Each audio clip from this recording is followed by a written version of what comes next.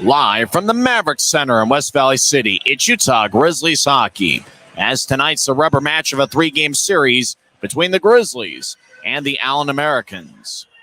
Hi, everybody. Welcome to Utah Grizzlies hockey. I'm Tyson Whiting, as it's the third and final game of the homestand for the Grizzlies, and third place is on the line here tonight, as the Allen Americans last night got an 8-5 victory as they overtook not only fourth place in the Mountain Division, but third place as Kansas City lost to Florida.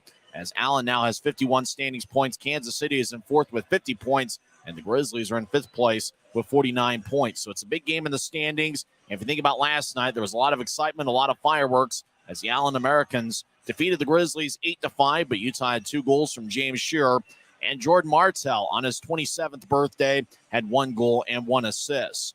Lucas Preek has won 4 of his last 5 starts. He got the loss last night. Lucas will be in net once again for the Grizzlies this evening. He's got a record of 8-9. He'll be going up against Luke Parasini, who got the start for Allen on Wednesday night in the Grizzlies 5-3 victory over the Americans. And if you think about one thing that's really been rolling for the Grizzlies, it's been the offensive attack. Utah has 34 goals in their last 7 games. So it should be interesting. Grizzlies Fight Cancer Weekend presented by Mountain Land Supply Company continues here tonight as the Grizzlies, for the third straight game, are going to be wearing these specialty jerseys, the Grizzlies Fight Cancer specialty jerseys, and those are going to be auctioned off on the Dash Auction app. In fact, you go to the Dash Auction app right now and place a bid on the Grizzlies game-worn jerseys. You can get Victor Bartley, who played in 121 NHL games. You can get Taron Fizer, who's been amazing for the Grizzlies as of late. In fact, Fizer had 2 goals and 2 assists in that Grizzlies Fight Cancer jersey on Wednesday, and he picked up a goal on Fridays. He's been one of Utah's hottest forwards. You can get Andrew Nilsson, who leads the club with 41 points this season. You can get Joey Kolatarski, who's celebrating a birthday today. You can get the Rooster Jordan Martell or Cam Strong or any of your favorite Utah Grizzlies players. You can get Dakota Raby and Dylan Fitz. Both those guys have been amazing for the Grizzlies, as Fitz and Raby both have points in 6 straight games. So it's going to be interesting to see what the Grizzlies can do against this high-powered Allen attack, especially their fantastic 4 of Liam Finley, Colton Hargrove, Jack Combs, and we mentioned Hargrove, Finley, Combs, and of course there's so many good players for Allen that it's really been a great attack for them. Hank Crone, can't forget about Hank Crone. He's got 30 goals this season, which lead the league. So for the Allen Americans, they've just been spectacular on the offensive side of things. We've had 2 relatively high-scoring games here in this series. And we'll see, maybe this one's going to be a little bit more physical than the other 2 games, as after all, it's penalty minute teams 1 and 2 in the league. The Grizzlies have the most penalty minutes in the league, and Allen is in second place. When we return to the Utah Grizzlies pregame show, we'll talk with Guy Krenz, our Grizzlies analyst, and get his thoughts on tonight's game. We're in business on a Saturday night, and you're listening to the Grizzlies pregame report presented by Rio Tinto Kennecott. If you're out driving and something happens to your car, truck, or even wheelchair, and you end up stuck at a rail crossing, it's going to be okay.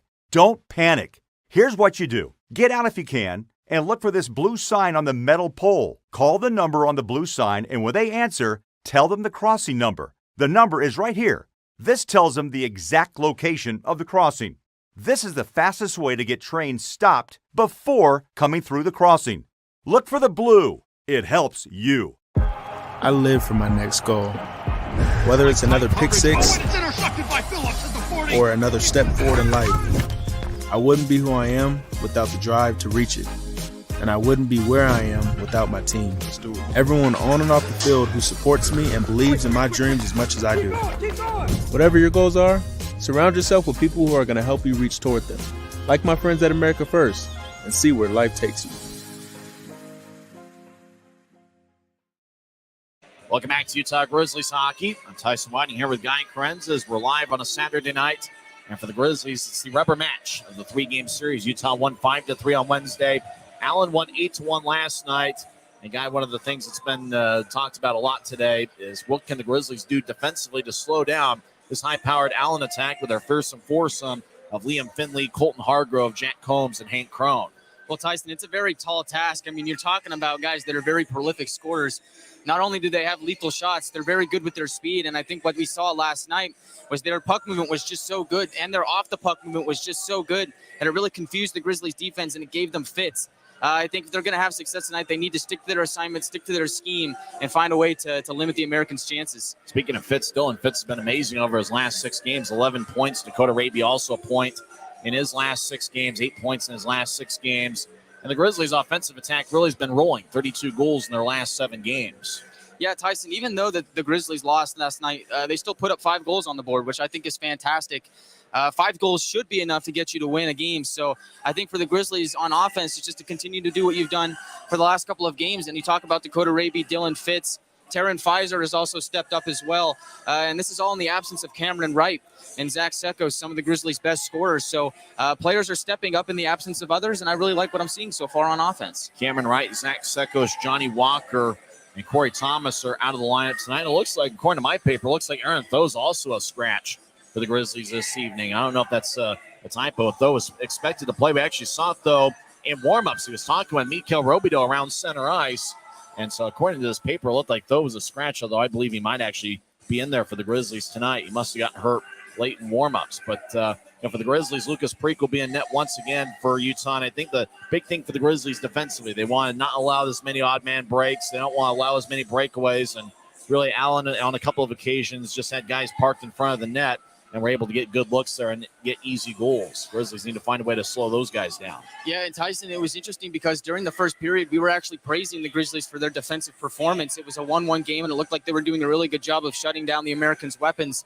And then Allen came out in the second and third period and really changed their scheme and really, like I said, worked on their puck movement and off their puck movement. And because of that, they ended up getting a lot more scoring chances. So for the Grizzlies, they just need to find a way to slow the game down, and they need to find out where, and they need to know where all these weapons are on the ice at all times. They can't lose track of Liam Finley.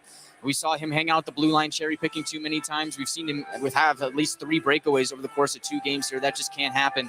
And we've seen Hank Crone and Jack Combs sitting in their office down in front of the slot. So the Grizzlies need to find a way to limit their Americans' chances down low, because they're going to try and find guys in the slot. Who's your pick for the Optum first goal of the game? Optum is putting you at the center of everything we do. Optum is committed to making healthcare work better, leading the way to better experiences, better health, and lower costs for you. The Optum first goal of the game. I am thinking about, James Shearer had the 2 goals last night. Can he continue with that run? It is Joey Colatarsi's birthday. It could go with him. But I got a feeling that the first goal of the game tonight is going to be scored by Andrew Nilsson. I know I've been thinking about him a lot.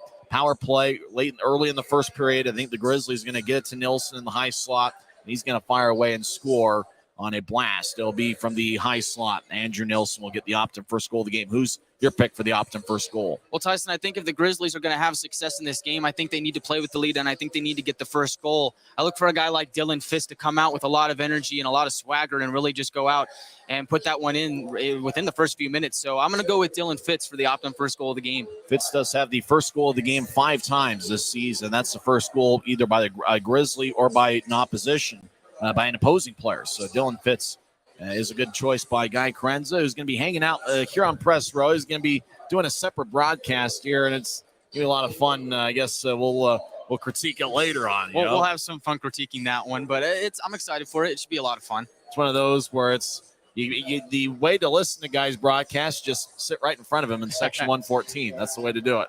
Yeah, some lucky fans right in front of me will get to listen to that very, very exclusive broadcast.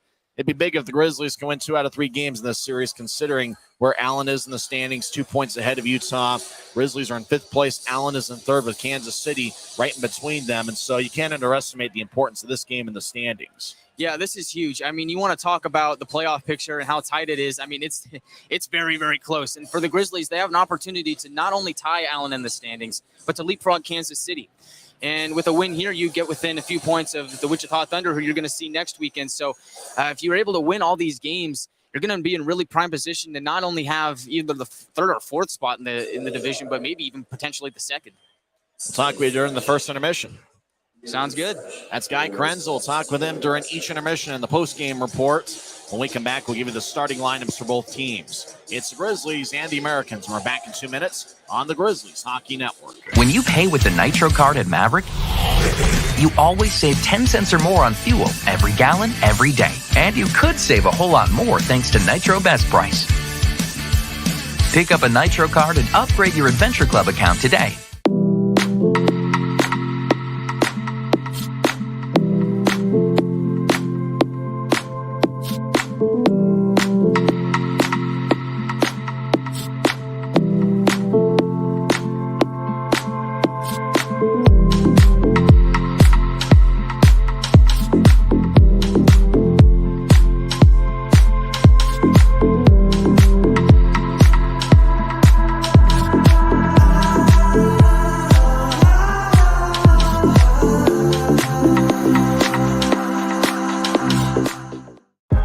I live for my next goal. Whether it's another pick six or another step forward in life, I wouldn't be who I am without the drive to reach it. And I wouldn't be where I am without my team. Everyone on and off the field who supports me and believes in my dreams as much as I do. Whatever your goals are, surround yourself with people who are going to help you reach toward them.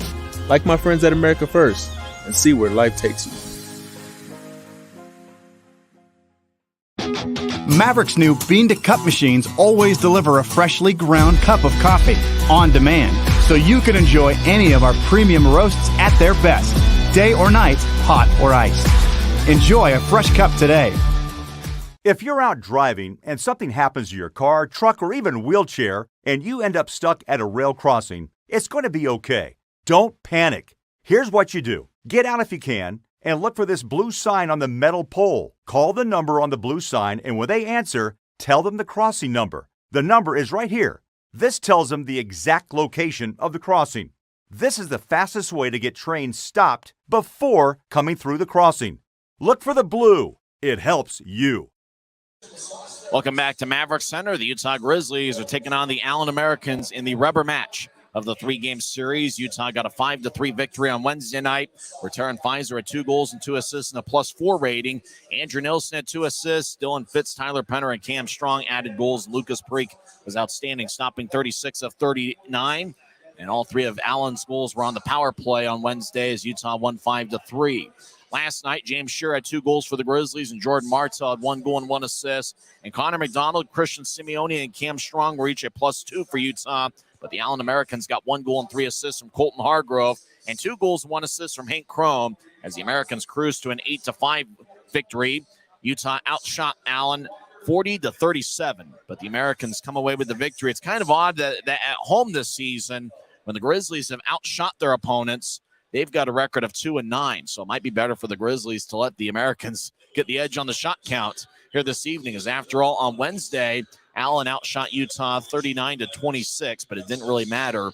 And so for the Grizzlies, can they find a way to get those grade A scoring chances and look for that good quality as opposed to necessarily a big quantity?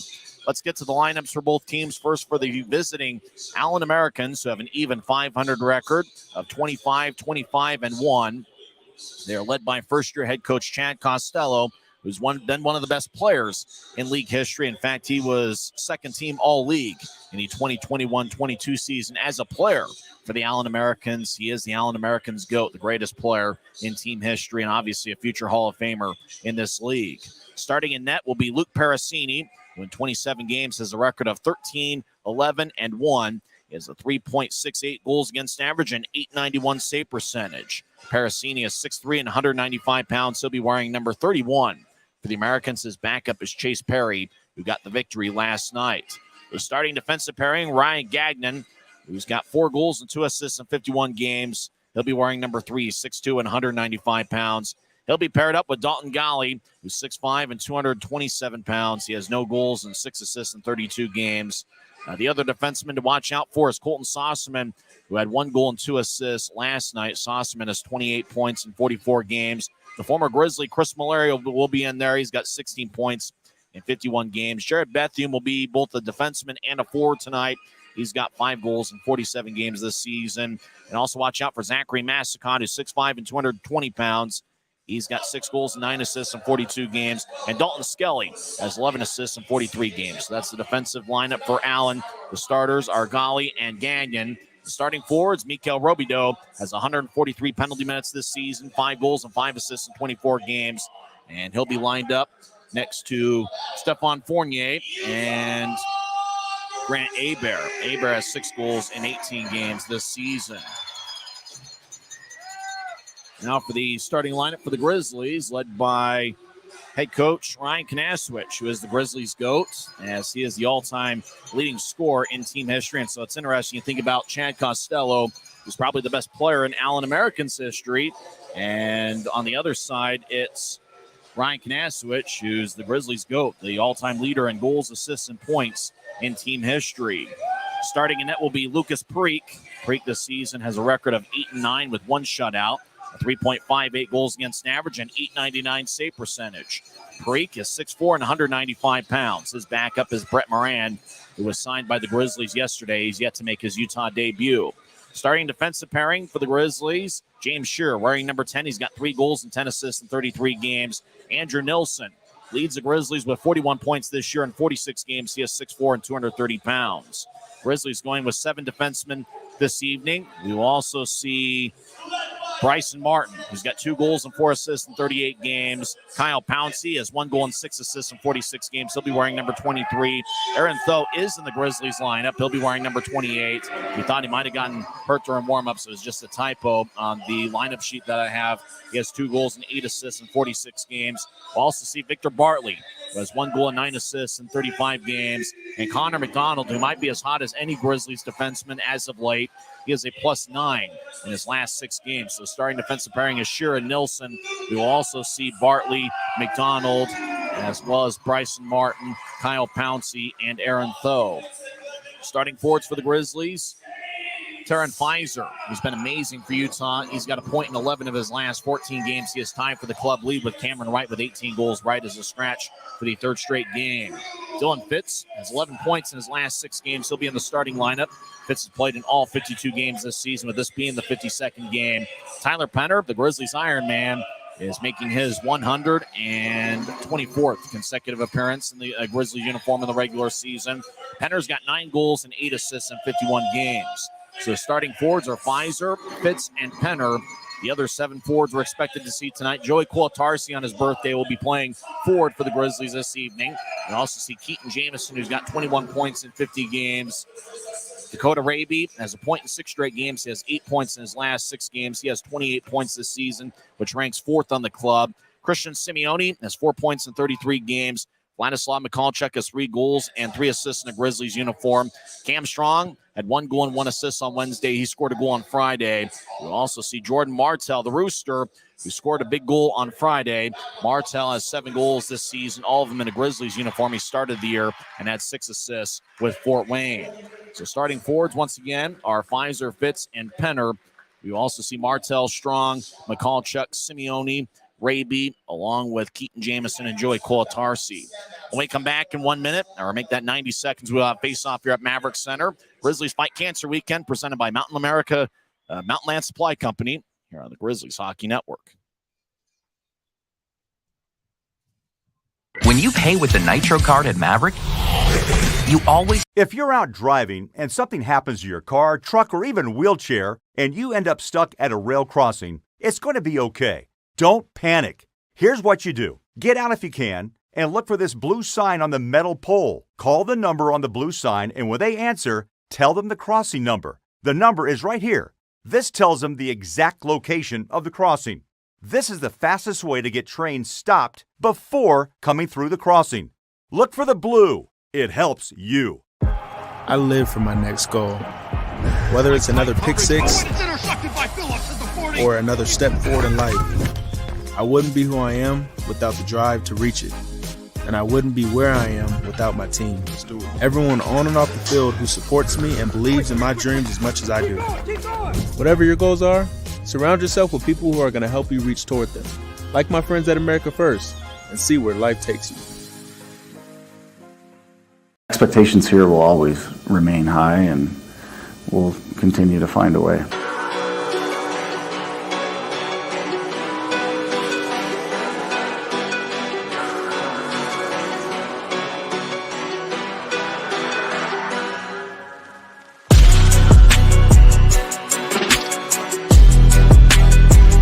Guys put together a lot of good games, you know.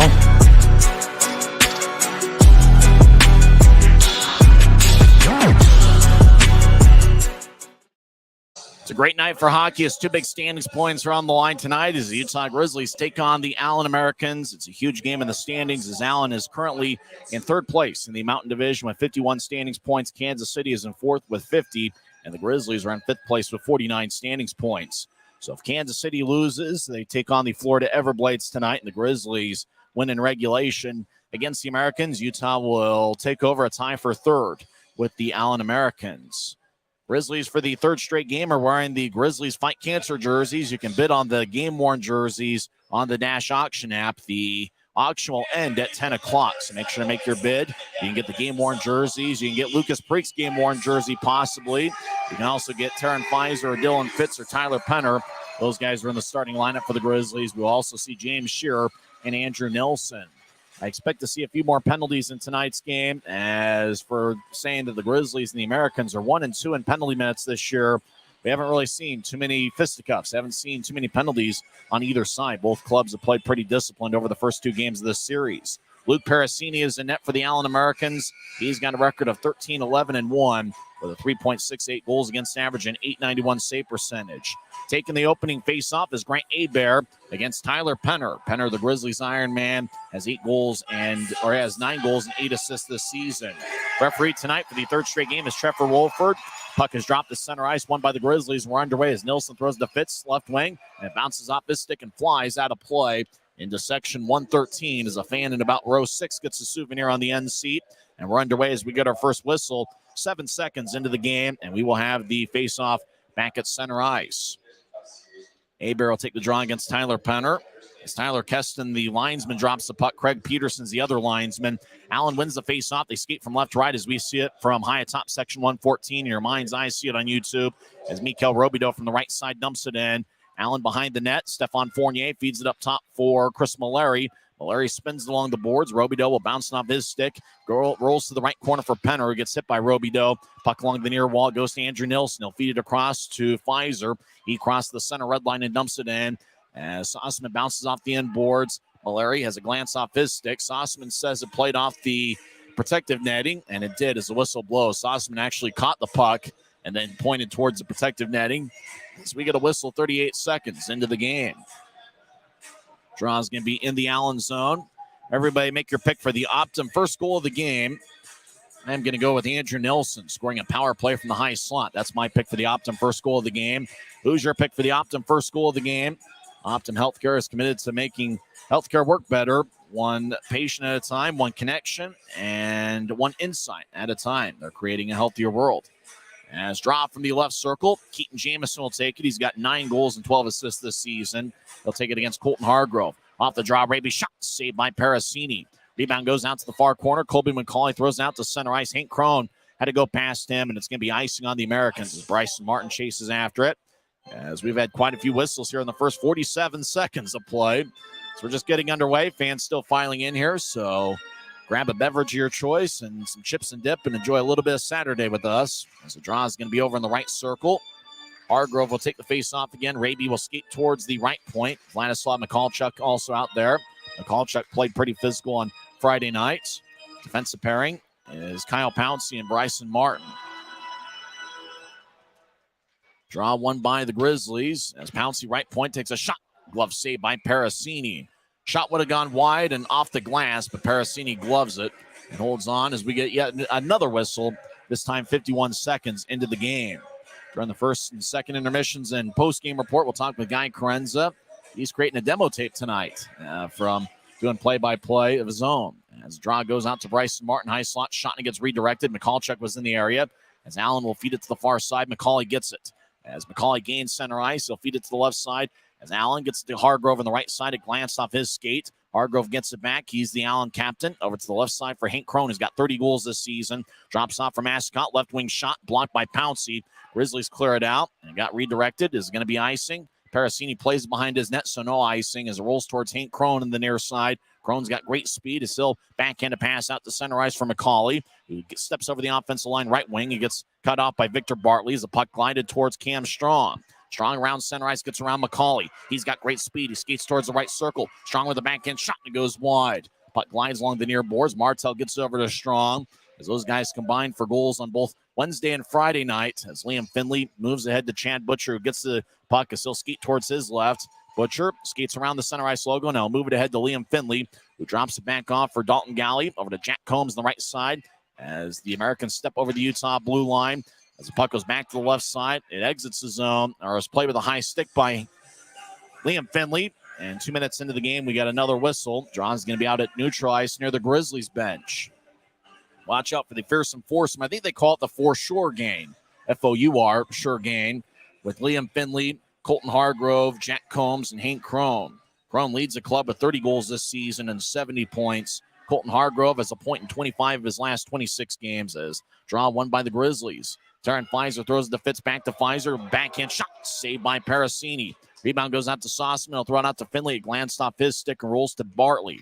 Bartley will drift back into the Grizzlies zone. He'll feed it across to McDonald. Now back to Bartley in the left wing. He crosses center ice. Bartley fakes a shot, and he'll take a wrist shot from the left side. Saved by Parasini. Rebound out to the right side. Shot saved by Parasini as Pfizer was all alone on the right side. Now behind the net, Sauceman collides with Pfizer. Puck glided along the far boards. Chad Butcher moves ahead to Jack Combs. Back towards Butcher. It goes between his legs. Deeper in the Allen zone.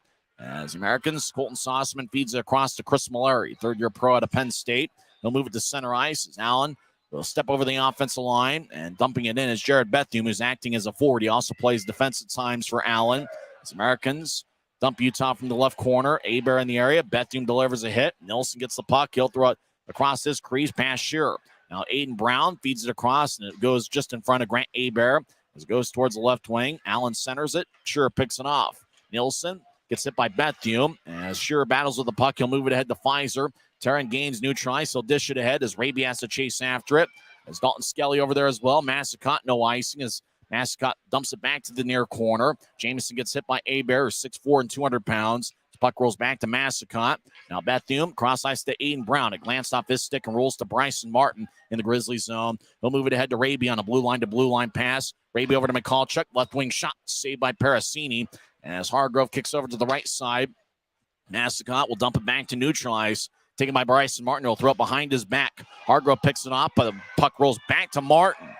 As the arm is raised by the linesman, and Allen is offside with 16:13 left in the first. Grizzlies have taken the first 5 shots of the game as Lucas Preek hasn't seen one yet. Luke Parasini's been a lot more busy, and I think if you're a Grizzly fan, you have to like the fact that it seems like a lot of the action has been towards the left side of the ice as you see it on Flow Sports and over there in the Allen zone. That's where the puck has been for the majority of the first 4 minutes of play. The series is on the line as Utah won 5-3 on Wednesday, a game that started an hour and a half late. Allen won 8-5 last night.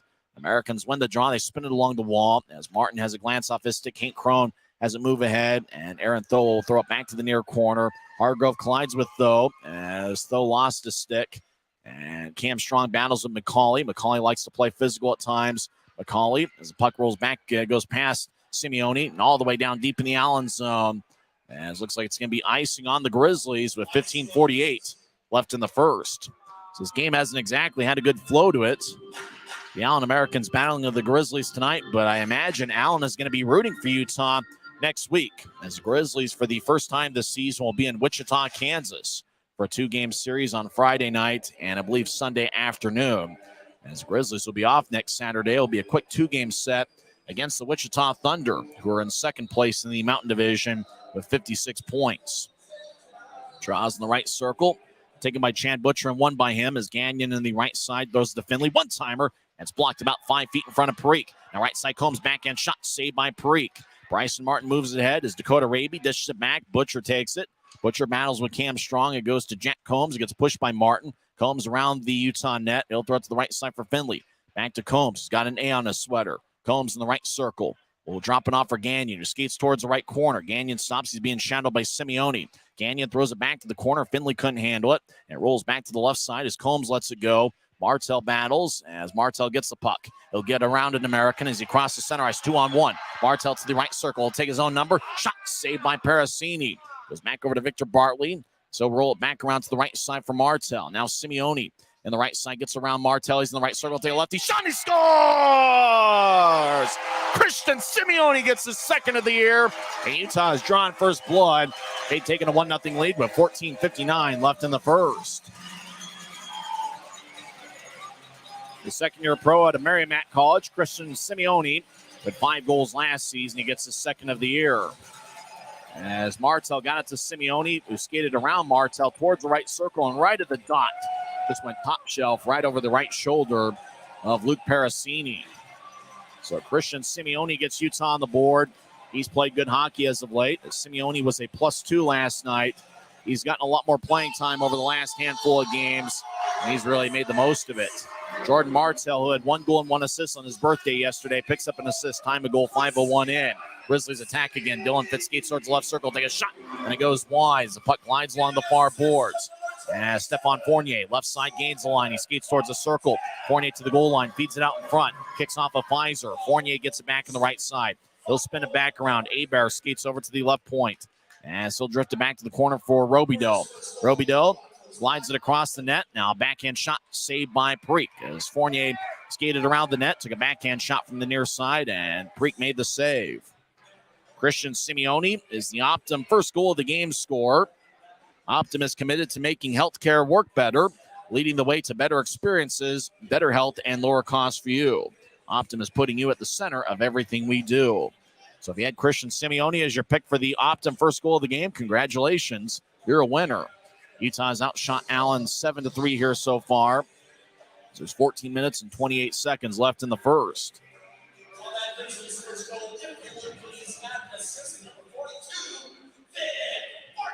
Looks like Victor Bartley's also going to get an assist on the Simeone goal. That will be Bartley's 10th assist of the season. Colton Hargrove will take the draw against Keaton Jamison. Now Hargrove's kicked out of the faceoff circle. Kobe McCauley will do the honors. Utah wins the draw as Pouncey skates around Preek and throws it ahead to Joey Colatarsi on his birthday, the Estero, Florida native. This goes back to Jamison, who dumps it in as he tried to get around Sossaman. Sossaman gets the puck behind his goal line, and he'll throw it to Chrome. Rink-wide pass connects it, neutralized. As McCauley gets to Hargrove on the right side. Hargrove skates towards the corner, gets around Martin. As Hargrove to the left side, still has the puck. Martin battles, taken by Raby. Martin's done a really good job in this first segment of play. Colatarsi back behind his net, throws to the far side for Martin. Backhand pass to Jamison, who moves ahead to the right side for Raby. Raby steps over the line, gets it across to Pouncey. Left side shot, kick saved by Parasini in the butterfly position. Malari gets hit pretty hard by Raby. Raby gets pushed. Sossman pushes Raby once again. Puck glided towards him as Raby looked like he got hit pretty hard by Sossaman. Sossaman has some more words for Raby. Now somebody else confronts Raby, and it's McCauley. McCauley throws a punch with his glove to the left. Everybody's going to bully Dakota Raby, as now everybody had to stop play as the puck ended up rolling towards the Grizzlies zone. 13:33 left in the first. Utah leads 1-0 on Christian Simeone's second of the year. We're back in 1 minute on the Grizzlies Hockey Network. If you're out driving and something happens to your car, truck, or even wheelchair, and you end up stuck at a rail crossing, it's going to be okay. Don't panic. Here's what you do. Get out if you can and look for this blue sign on the metal pole. Call the number on the blue sign, and when they answer, tell them the crossing number. The number is right here. This tells them the exact location of the crossing. This is the fastest way to get trains stopped before coming through the crossing. Look for the blue. It helps you. I live for my next goal. Whether it's another pick six or another step forward in life, I wouldn't be who I am without the drive to reach it. And I wouldn't be where I am without my team. Everyone on and off the field who supports me and believes in my dreams as much as I do. Whatever your goals are, surround yourself with people who are going to help you reach toward them. Like my friends at America First, and see where life takes you. Kobe McCauley is in the Rogers and Russell Legal Solutions holding cell, but so is Dakota Raby. I imagine both get matching roughing minors. Have you or someone you know been charged with a DUI? Rogers and Russell's Utah DUI defense firm. Consequences for driving under the influence in Utah are serious, and you need great attorneys on your first line. Look for a letter in the mail from Rogers and Russell inviting you to schedule a free consultation. Don't throw away or disregard this letter. Call and get Utah's #1 DUI defense team. Rogers and Russell. Well, Raby and Allen's Kobe McCauley each get matching roughing minors. 6:27 into the contest. As it looked like Raby just was confronted by Colton Sossaman behind Allen's net. Raby didn't look like he thought he did anything wrong, but Sossaman certainly did. And Kobe McCauley with just kind of a left punch with his glove to Raby. And then I guess Raby got something as well. So we're going to skate 4-on-4 for 2 minutes. Remember, Allen scored a goal 4-on-4 in last night's game. Draw at neutral ice is won by the Grizzlies. Utah will be patient with their approach here in the 4-on-4 situation with the ice opened up just a little bit. As Victor Bartley swings and misses on a pass. Finley throws to the left side. Allen, Jack Combs spins along the wall as Bartley did a good job down the middle, making sure to cover Liam Finley. As Jordan Martell on the near side surveys, he'll hold on to the puck as Martell will skate towards his right. Now Martell backing up towards Utah's goal line. Now he stations himself behind Lucas Preek.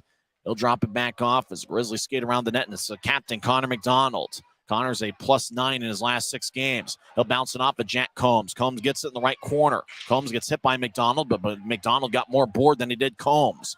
Over to the left point. Skelly bounces off the stick of Finley, who couldn't handle it. Puck rolls back to the Rooster. Jordan Martell, he gains neutral ice. He crosses center. He gets around Finley. Martell on the right side skates towards the circle. Centers it to Shearer out in front of the net, but it's picked off by Massacott. He'll move it ahead to Jack Combs at center ice. Combs throws it to the Utah blue line, taken by Penner. He'll get it to Shearer along the near side. Now back to Penner, who gains neutral ice and drops it off for Pfizer. Darren Pfizer's been outstanding as of late. He's got a point in 11 of his last 14 games. He'll throw a left wing pass to Shearer, back to Pfizer. A stick goes flying in the air, and it was Sossaman. Pfizer skates down the middle and swings and misses. Now left side, Nilsson gets it, backhand shot. Saved by Parasini. What a stop by the Allen goaltender.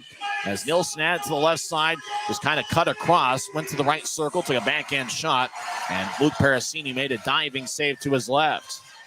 39 seconds left in the 4-on-4, and 12-12 left in the first. It's Grizzlies 1 and Allen nothing. As Christian Simeone scored 5-1 into the contest, with Jordan Martell and Victor Bartley getting the assists. Draw won by the Allen Americans as Chris Malari skates around Parasini's net. As Grizzlies have outshot the Americans 9-3 so far. Hank Crone gains the line, drops it off for Hargrove. Asher went down in the slot. Hargrove centers it, picked off by Penner. Penner gains center ice. 3-on-2. Penner skates towards the right circle, trying to feed it across to Pfizer, and Sossaman gets his stick in the way. As Hargrove moves ahead to Crone, he couldn't handle it. Nilsson cuts in front of Crone to take the puck. Nilsson throws it back to Pfizer on the near side, still in the Grizzly zone. Grizzlies skate from right to left as Pfizer crosses center ice. Now he steps over the line, skates towards his right. Drops it off for Martin, who skates towards the corner. Martin drops it off for Penner near the boards. Now to Martels. We're back to 5-on-5 skating. Pouncey around the net, looking for a wraparound. Stops behind the net. He gets pushed by Malari. As Pouncey throws it up top for Martin. Across looking for Pfizer. He gets it on the left side. Pfizer looking past as he's in the corner. Pfizer surveys, and he takes a sharp angled shot and hits the side of the net. Now back to the right side for Raby. Raby over to Pfizer, far goal line. Pfizer chips it to Bryson Martin, the former third-round pick of Buffalo. Back to Pfizer on the right point. He'll move it to Raby near the far circle. Raby out in front to Martell, shot, and it goes wide as make that Pouncey. Pouncey was out in front. Now Pfizer across to Raby, one-timer, and it hits the side of the net, and it's laying in the crease. Parasini gets it and covers up. Like close call there. The fans thought that it found the back of the net. Then they saw the puck laying in the crease right in front of the goal line, and Luke Parasini was able to cover up before the Grizzlies were able to capitalize and extend the lead. Utah leads 1-0. Good passing and good teamwork by the Grizzlies, especially guys like Pfizer and Raby and company. Tyler Penner's really looked sharp here in the first period as well. Bryson Martin's had a good first frame as well. He's talking with the referee, Trevor Wolford. As we're back to skating 5-on-5, the Grizzlies have outshot the Americans 10-3 as the series is on the line. And for the Grizzlies, they can tie with Allen once again in the standings with a regulation victory. Grant Hebert will take the draw against Keaton Jamison as the faceoff won by Allen. As the Americans throw it out to center ice, it goes past Cam Strong. Robidoux skates over there, no icing. Robidoux's got good speed as he'll spin it along the near boards. Keaton Jamison will throw it to center ice. It bounced off the skate of McCallchuck and glides into the Allen zone, taken by Dalton Galley. He gets pushed by McCallchuck. McCallchuck crashes into the boards, getting more of the boards than Galley. Now high slot, throws shot, kick saved by Parasini. Puck rolls towards the corner while Galley is continuing to battle with McCallchuck. Jamison, the left side, gets cut off, and Allen moves it ahead. As they skate out to center ice, Robidoux crosses center, 3-on-3. He'll skate towards the left circle, take a righty shot, saved by Preek. Rebound shot, and the puck's still in play as Preek couldn't cover it up. Robidoux to the right side, gets pushed along the boards by Nilsson. Skelly will skate towards his route left. Now to the goal line, centers it, shot, saved by Preek. As Allen centered it to Stephon Fournier out in front of the net, and after the whistle, some pushing and shoving. As Allen had a good look out in front with Fournier, but Preek was able to make the save with 10:07 left in the first. Grizzlies did score first last night and lost 8-5. Utah's 15-4 when scoring first this season. As Allen's one of the best passing teams in the league, and they really have put that on display here this weekend as they have scored 11 goals through 2 games in this set. Chad Butcher will take the draw on the right circle. About halfway through the first period. Utah's projected, if you kind of keep at this pace, Utah's on pace for a 24-shot first period. Utah wins the draw as Victor Bartley will crash the puck off the near boards. Simeone in the area. Cam Strong dumps it in from neutral ice, but it's picked up by Skelly along the near boards, about halfway from the blue line to the corner. Skelly battles with Strong. Skelly tried to move it ahead to Finley, and he does. 3-on-2. Finley throws the center ice for Butcher. Had to reach for it. Finley gets it poked away by Simeone, who picked up a goal in the first period. Simeone's played great hockey. They'll throw it ahead to Martel as it crashes off of his stick and flies into the Allen zone. Along the end boards, Martel will skate towards the far side. Combs takes it away. Combs moves it towards Massicott, who fires the puck around the Allen net. Butcher gets his. Massicott got held up by Cam Strong. As Butcher ahead to Finley, who gets around Fitz. Now right wing pass to Butcher. He steps over the line, skates towards his left. Butcher with a righty shot. Saved by Preek. Rebound goes to Pfizer.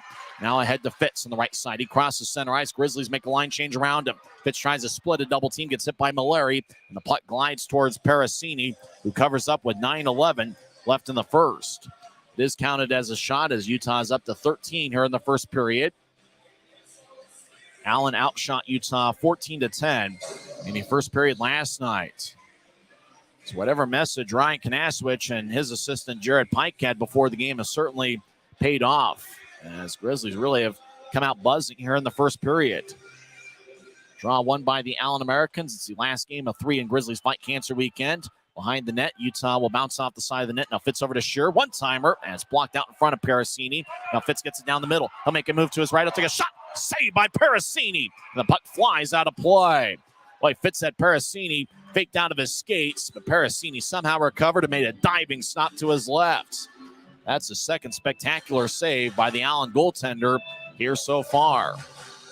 8:56 left in the first. Utah's up to 14 shots on Parasini. And what a recovery by Parasini as Fitz had him faked out, and Parasini just dove to his left and was able to make the save as the puck flew out of play. Allen wins the draw as Chris Mallory back in his own end, throws to the right side for Crone. Crone's got 30 goals this season, which leads the league. Crone gains the offensive line, drops off from McCauley. McCauley will bounce it off of Shearer in the right circle. Shearer goes down, gets back to his feet. Puck moves towards Penner. He gets it to center ice for Fitz. Fitz at center ice will fire the puck high in the air as it bounces out the glass along the end boards. Mallory moves it towards Hargrove, and so get it to Saucerman out in front of Allen's net. He'll move it ahead to Crone. Crone dishes off the near boards. It goes to the right side for McCauley. He steps over the line, gets around Pouncey. Now moves it ahead. Crone back towards McCauley. Couldn't handle it. Now Hebert to the right side. He's near the boards. Now Hebert will skate towards the circle. Jamison pokes it back in the corner. Hebert gets tripped up by Jamison. No call. As puck rolls towards Pfizer. He gets it taken away by McCauley. Left point, McCauley dumps into the right corner. The puck glides along the near wall. Aiden Brown almost crashed into his own teammate as Jamison throws to center ice for Pfizer. Pfizer steps over the blue line, and he'll bounce off a Bethune's stick, and it goes to Hebert, 2-on-2. Hebert skates towards the left circle. He swings and misses. Raby will throw it back to the right circle. As Hebert fanned on it, looks like a lot of guys are not getting much on the puck as the ice surface playing a little bit slow here tonight. As Dalton Galley gains center ice and dumps it in. Preek plays it behind his net. He'll throw it to the near side to hit a stanchion. As Brown over on the right side, Aiden's his first name. He scored a goal last night. Puck rolls back to center ice as Gagnon dumps it back in. As Preek cuts it off behind the net near the Maverick sign. So give it over to Kyle Pouncey. Pouncey fakes to his left. Now Pouncey throws it to the left side for Martin near the boards. He'll move it out to center ice for McCall. Check back to Strong. Strong has a puck glide in front of him as he essentially dumped it in. It looked like he dumped it in from Grizzlies territory. And so the linesman says Utah's called for icing with 7:12 left in the first. Strong with his great speed got over there pretty quickly, and he says that icing shouldn't have been called. But as we've noted in years past, it seems like whenever it's an icing situation or a potential icing situation, they're usually going to give the benefit of calling it for safety reasons as opposed to waving the icing off. So they called icing there even though it could have gone either way. Draw's going to be in the right circle. Cam Strong will take it against Chad Butcher. 7 minutes, 12 seconds left in the first. Utah leads 1-0. Grizz outshot the Americans 14-6. Allen wins the draw, and they throw it to the far corner. As it goes past McCallcheck back to center ice, Allen gathers it as Dalton Skelly will skate back into his own end. Now feed it to Massicott, who's out in front of Luke Parasini. He'll dish it to the near side for Skelly and moves it ahead to Finley. Finley gains center ice, gets around Strong. Finley throws it across, but the Grizzlies get a stick in the way. Good job by Victor Bartley. Now right side, Martell over to Raby. Skates towards the right circle, take a shot, and he scores! Dakota Raby gets his 10th of the year, and Utah has extended the lead. It's a 2-0 game. Jordan Martell is going to get his second assist of the contest as Raby high-fives everybody on the Grizzlies bench. Raby becomes the 6th different Grizzly to score 10 or more goals this season. As Raby was just to the right circle, and just like Christian Simeone before, fired it over the right shoulder of Luke Parasini. And that one had an incredible amount of deadly accuracy there as Raby threaded the needle. He now has a goal in back-to-back games. Martell gets his second assist of the game and 20th of the season. And the captain, Connor McDonald, gets his 11th assist of the year. Utah leads 2-0. They've outshot the Americans 15-6. As Allen wins the draw, Chrome tries to throw it to Hargrove, and it goes wide. Grizzlies skate from right to left as Andrew Nilsson back in his own zone. He turns it over. Kobe McCauley skates towards the left circle, take a lefty shot. Saved by Parikh. After the whistle, McCauley pushes Andrew Nilsson. Now McCauley with another push at Kolatarsi. 6:21 left in the first. As Nilsson turned the puck over right to McCauley, who skated towards the left circle. Had a grade A look, but Lucas Parikh was able to make the save. Hargrove with a push of James Shearer. As I mentioned before, these are teams 1 and 2 in terms of penalty minutes. And it looks like Kobe McCauley is going to skate towards the penalty box. And the referee's gliding towards the center ice area. And it does look like Kobe McCauley, who's yelling at Trevor Wolford, has picked up a penalty. I think roughing's a call as McCauley's going to the Rogers and Russell Legal Solutions holding cell. So for the first time tonight, Utah's power play goes to work. The Grizz are 19.8% on the power play this year. Allen's penalty kill is 81.5%. As McCauley gets 2 minutes for roughing, time of penalty, 13:39 into the first period. Looks like the ribbon boards over on the left side and the ribbon boards and the boards over on the left side have all gone dark. And that's where the score's been kept. So they're going to stop play and see if they can get that back operating. So right now, we don't know how much time's left in the first period from here in the arena. It looks like we're going to take a timeout, and we'll take one as well. Utah leads 2-0. They're going to be on the power play as we're 13:39 into the first period on the Grizzlies Hockey Network. If you're out driving and something happens to your car, truck, or even wheelchair, and you end up stuck at a rail crossing, it's going to be okay. Don't panic. Here's what you do. Get out if you can and look for this blue sign on the metal pole. Call the number on the blue sign, and when they answer, tell them the crossing number. The number is right here. This tells them the exact location of the crossing. This is the fastest way to get trains stopped before coming through the crossing. Look for the blue. It helps you. I live for my next goal. Whether it's another pick six or another step forward in life, I wouldn't be who I am without the drive to reach it. And I wouldn't be where I am without my team. Everyone on and off the field who supports me and believes in my dreams as much as I do. Whatever your goals are, surround yourself with people who are going to help you reach toward them. Like my friends at America First, and see where life takes you. Kobe McCauley gets 2 minutes for roughing. Time of penalty, 13:39 into the first. It'll be Utah's first power play of the game. First power play of either team. As McCauley and Dakota Raby each got roughing minors, 6:27 into the game. So we skated 4-on-4 for 2 minutes. Christian Simeone scored first, 5:01 in, and then Dakota Raby made it 2-0 as he scored 13:15 in. Grizz win the faceoff. Pfizer over to Nilsson. One-timer saved by Parasini. Rebound goes out to the left side. Pfizer gets it. He's along the boards. Pfizer back up top for Nilsson, who fakes a shot now to Pfizer. One-timer, and it's blocked by Robidoux. Clearing it out is Chris Mallory. As Parikh back behind his net will throw it to the far side for Nilsson. Nilsson has 26 power play points this season, 6 goals and 20 assists. He'll move it towards the near side for Martell. Martell glides it back to Nilsson. Nilsson skates down the middle. Now he veers off to the right, and he'll throw it across to Raby. Raby will skate back into the Utah zone. Now feed a right wing pass to Pfizer. He crosses center ice. Now left wing to Martell. Martell over to the left circle for Jameson, who couldn't reach it. It rolls towards Mallory. For the second time here in this penalty kill, Mallory clears it out. He'll skate off the ice, as does Sossaman. 5:30 and counting left in the first. Utah leads 2-0. As Nilsson skates around Hargrove. He skates down the middle. He's now neutralized. Right wing pass to Jamison. They'll feed it across off of Gagnon as it rolls towards the left corner. Jamison dishes out up top for Raby. Back to Jamison. Now passes wide of the mark as Martel tried to hit Jamison. Now Grant Hebert, right side at the point, takes a shot. Saved by Preek in the butterfly position. Utah makes a line change as Bryson Martin stands behind Preek's net and waits for the Grizzlies to complete the change as Martin skates down the middle. And so feed it to the left side for Shurik. Glanced off his skate. Rolls back to Gagnon, who clears it back to center. Finley tries to skate over there, but it goes back to Bryson Martin. Martin skates towards the right side. Now move it out to center ice for McCallchuk. He couldn't get it. Icing is on the Grizzlies with 4:42 left in the first. 21 seconds left in Utah's power play as the Grizz have outshot the Americans 16-8 in the first period. During the first intermission, we'll talk with Guy Krenzen and get his thoughts on what he saw in the first 20 minutes of play. As Grizz have goals from Christian Simeone and Dakota Raby. As Simeone got the Optum first goal of the game, and Dakota Raby scored on a very similar shot from the right circle. Draw one by the Grizzlies as James Shearer back over to Martin, who's behind Utah's net. Grizz skate from right to left as Martin throws to the right side at center ice for Fitz. Fitz gains the line. Make that McCallchuk. I'll take a shot. And he scores! Vladislav McCallchuk gets a power play goal from the right side, and Utah's taken a 3-0 lead. All three goals have been scored from the right wing, as this one's a power play tally.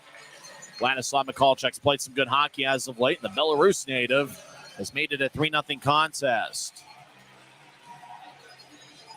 Chad Costello is yelling at the linesman right now. He thinks offside should have been called on Utah. This draw is going to be at center ice. It's kind of interesting to see the Grizzlies scoring from similar spots on the ice all three times from the right wing. As now we're back to skating 5-on-5 as the puck glided deep in the Allen zone off the draw. As the Americans moving out to center ice looking for Aiden Brown to bounce off the end boards and lifted in the air, and Preek loves it about waist high as he holds on with 4:17 left in the first. So McCallchuk gets the goal, Shearer and Fitz with the assist. Time of goal 15:30 into the first period. Of course, then Chris Hagan says Bryson Martin with an assist. So I'm not sure how valid the scoring sheet I have is. I think it's actually Martin instead of Fitz. It's a puck towards center ice. Grizzlies win the draw. Simeone dumps it in. Parasini still in net. Still feed it towards the far side as it rolls back towards Jared Bethune. Over to Chad Butcher on the left side. Gains the line, throws it towards Aiden Brown. And deflects off the Grizzlies stick and errant, though. Gathered by Sossom on the right point. He spins it around. Nielsen cuts it off. Now Bethune over in the left corner goes down as he's on his backside. Penner takes the puck away from him.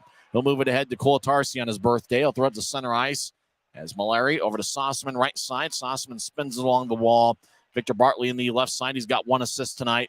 Bartley will lift it in the air as it bounces off the near wing boards, looking for Simeone as the puck glides all the way deep in the Allen zone as icing is on the Grizzlies with 3:34 left in the first.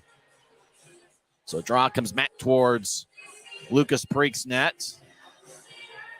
And what a start for the Grizzlies offensively. And they've done a good job neutralizing Allen's big guns. Utah is 1 for 1 in the power play. McCallchuk's goal. The assist went to Bryson Martin and James Shearer. Connor McDonald is a +2 in the first period, which means he is now a +11 in his last 6+ games.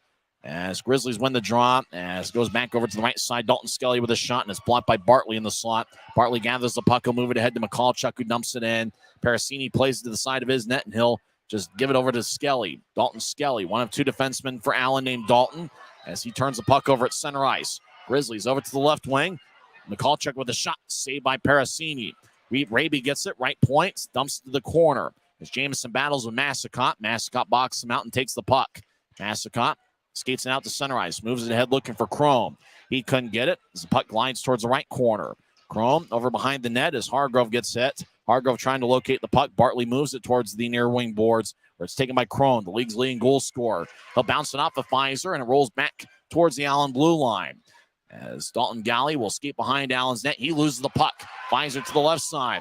As he'll center it over towards Jamison. He'll take a shot and it goes wide as Robidoux got a stick in the way. Allen throws it towards the near wing boards. Bryson Martin at center ice turns it over. Hank Crone skates towards the right circle. Take a lefty shot. Saved by Preek. as Crone got the puck, skated towards the right circle, took a shot, and Preek made the save. He bobbled it for a second, but Connor McDonald did a good job out in front to make sure that Crone didn't skate over there and get a second look. 2:23 left in the first. And draw's going to be in the Grizzlies zone as Utah really executing in every facet of the game. Doing a great job defensively, even though they've turned the puck over here a few times in the first. Done a great job on the power play. Done a great job really all around controlling the shot count as Allen wins the draw initially and Bryson Martin takes it away. Grizz cross center. Pfizer dumps it in. Sossaman behind the net. Throws it towards the far side for Mallory. Allen skates from left to right here in the first period as Mallory lifts it across towards Robidoux. Robidoux collided with Bryson Martin. Big time hit. Both guys get back to their feet. Sossaman moves out to the center ice logo for Hebert. As now Hebert throws it back to Sossaman as the Americans spread the ice with less than 2 minutes left in the first period. The Grizzlies lead 3-0. Out to center ice. Puck glides off the stick of Fournier. Flies deep in the Grizzlies zone as Preek throws it to the near side. Cut out by Fournier as he gets poked away by Pouncey. Now Sossaman, right point shot. And it's blocked out in front of the net. Rebound goes to Pouncey. As Pouncey throws a right wing pass towards Bartley, who skates down the center ice logo. He'll skate down Broadway. Now throw it to the left side for Pfizer. Pfizer with a shot and it goes wide. Puck glides along the far boards. Jack Combs gets it. Combs, the old veteran, will move it ahead to Butcher. Crosses center ice in the left wing. Butcher steps over the blue line and still stop just outside the circle. Now Butcher feeds to the high slot for Gallio. Take a shot that goes wide. Finley over in the area. Gagnon with a shot and he gets cut out by Pfizer. Couldn't get much on it. Simeone crosses center ice. 1:10 and counting left in the first. Simeone drops it up for Strong. He avoids a check now to the left side for McDonald, who moves it up top for Shearer. Shearer throws it back to McDonald. Now Martel gets it right side. Shot. Saved by Parasini. Rebound goes to the left corner. As Shearer back towards Simeone. Trying to dish it across to Martel. Passes behind him. Now Jack Combs carries it across center ice. Right wing to Finley. Finley back towards Combs. One-time tap. Saved by Preek. Boy, great play by Allen as Finley was in the right side. Found Combs cutting in front of the net. Combs just with one of those one-time taps as it glided off his stick, and Preek was able to make the save with 46 seconds left in the first. That's the tough thing about Allen is you could be doing a good job defensively, and Allen, with the way they pass the puck around and with the high hockey IQ of their forwards, their threats on the ice from any distance, as they can make those creative plays. Utah leads 3-0. They played outstanding hockey, outshooting the Americans 19-10. Grizz win the draw. They'll dish it over towards the near boards as Dakota Raby will glide out to center ice. They'll move it ahead to Michalchuk, who couldn't dump it in. Gathered by the Americans is Allen in their own zone. They'll feed it out to center ice, taken by Crone. Crone will skate back into his own zone as he skates around Dalton Skelly. Now he'll drop it back off for Skelly. The right wing crosses center ice, and he'll dish it around the boards.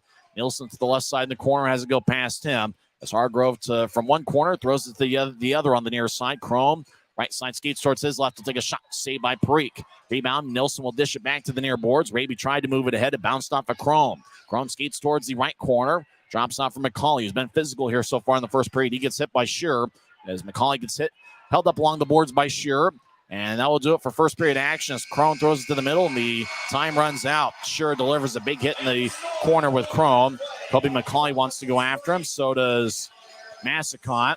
As now Colton Hargrove has some words for Shearer. As we're through one period here at Maverick Center. And what a first frame it was. Christian Simeone got the Optum first goal of the game, 5:01 in. Then the Grizzlies also got goals from Dakota Raby and Vladislav Michalchuk, as all three goals were scored from the right wing.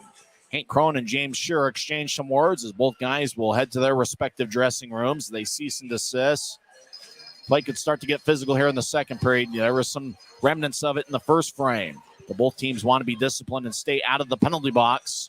There was one power play in the first period and went to the Grizzlies. Michalchuk scored 15:30 into the first. Preek was outstanding in net, stopping all 10 that he saw. Grizzlies ended the first period out shooting the Allen Americans 19-10. When we come back in 2 minutes, we'll talk with Guy Krenza and get his thoughts on what he saw in the first 20 minutes of play. As we're through 20 minutes here at Maverick Center and a great Saturday night crowd. The Utah Grizzlies lead the Allen Americans 3-0 on the Grizzlies Hockey Network. When you pay with the Nitro card at Maverick, you always save 10 cents or more on fuel every gallon, every day. And you could save a whole lot more thanks to Nitro Best Price. Pick up a Nitro card and upgrade your Adventure Club account today.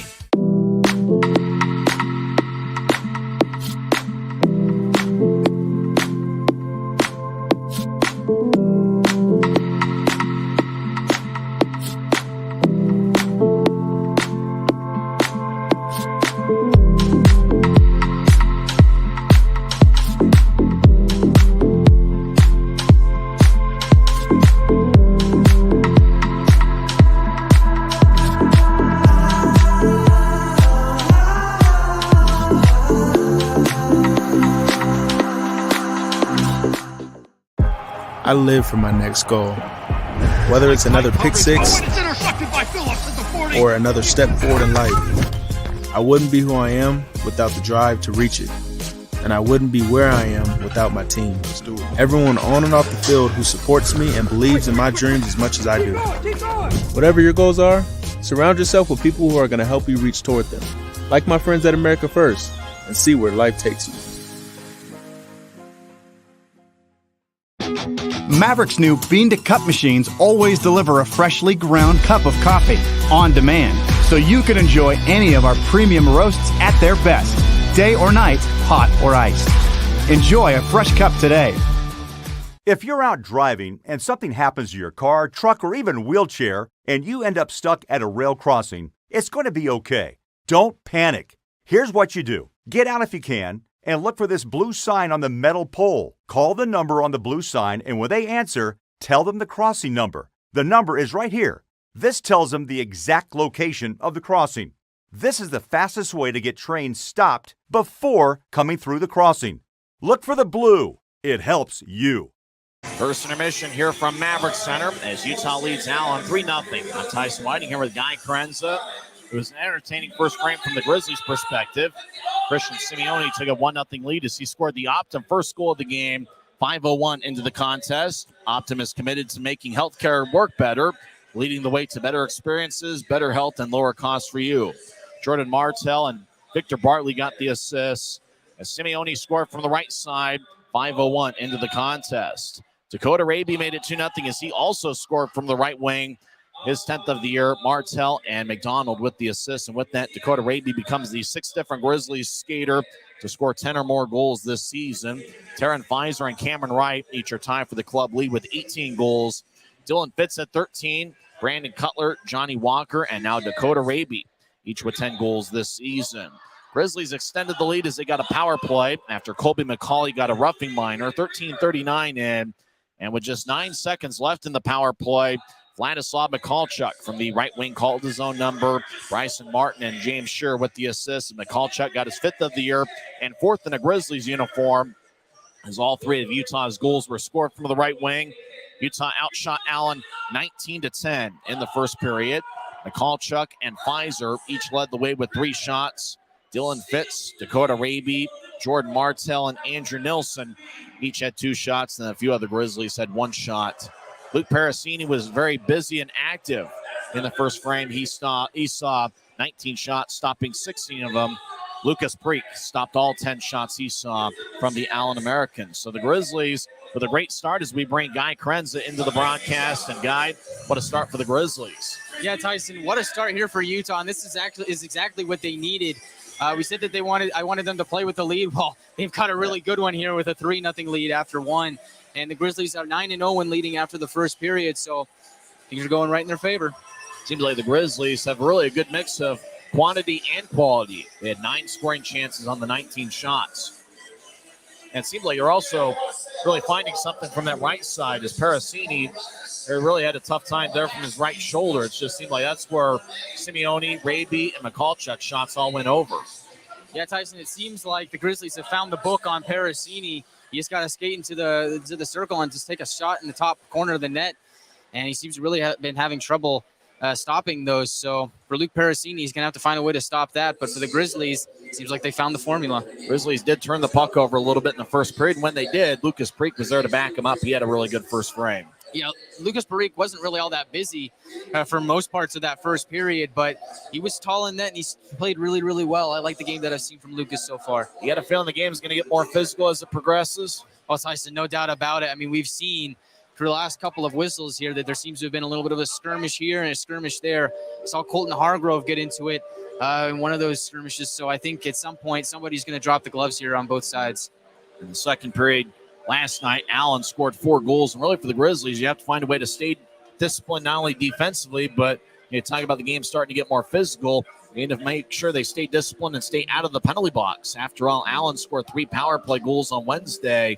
And with the way they move the puck around, it seems like it'd be pretty tough. As Allen went 1 for 2 on the power play last night. So 4 power play goals for Allen through the first 2 games. I think the Grizzlies really are doing a good job of combining strong physical play but yet are being smart to stay out of the penalty box. Yeah, Tyson, I agree, and I think the key for the remainder of this game is you're right. You just stay out of the penalty box. You don't want to give the Fantastic Four a chance to go on the power play and potentially get one back here for Allen. So stay out of the penalty box, and I really think that the Grizzlies, while they have played a really great offensive game so far, I think that they've played a really good defensive game, as they've done a really good job of shutting down Allen's best weapons.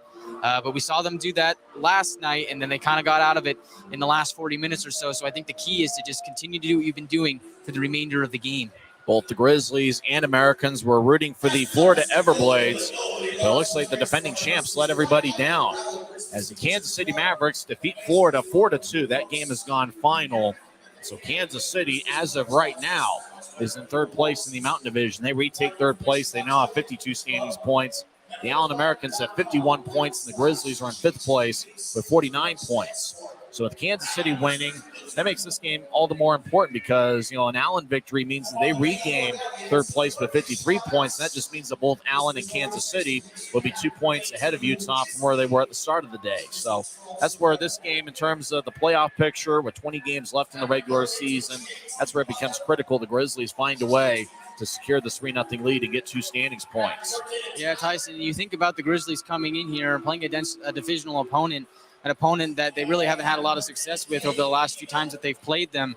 To come out here with a performance like this, you have to feel good about it, especially after what happened last night. I think the Grizzlies really wanted to prove that, hey, that wasn't us. That was just an off night for us. And really, so far, they've disproven that narrative, and they've come out and played a really strong first period. We're talking about defensemen who played well in the first frame. I thought James Shearer, obviously, as always, played solid. Connor McDonald's a +2, which means over the last 6+ games, he is a +11 for the Grizzlies. He came into play leading the team with a +4 rating, and now he's a +6. So you can't underestimate the job that the captain has done for the Grizzlies. He had 1 first-period assist. And really, you think about Bryson Martin.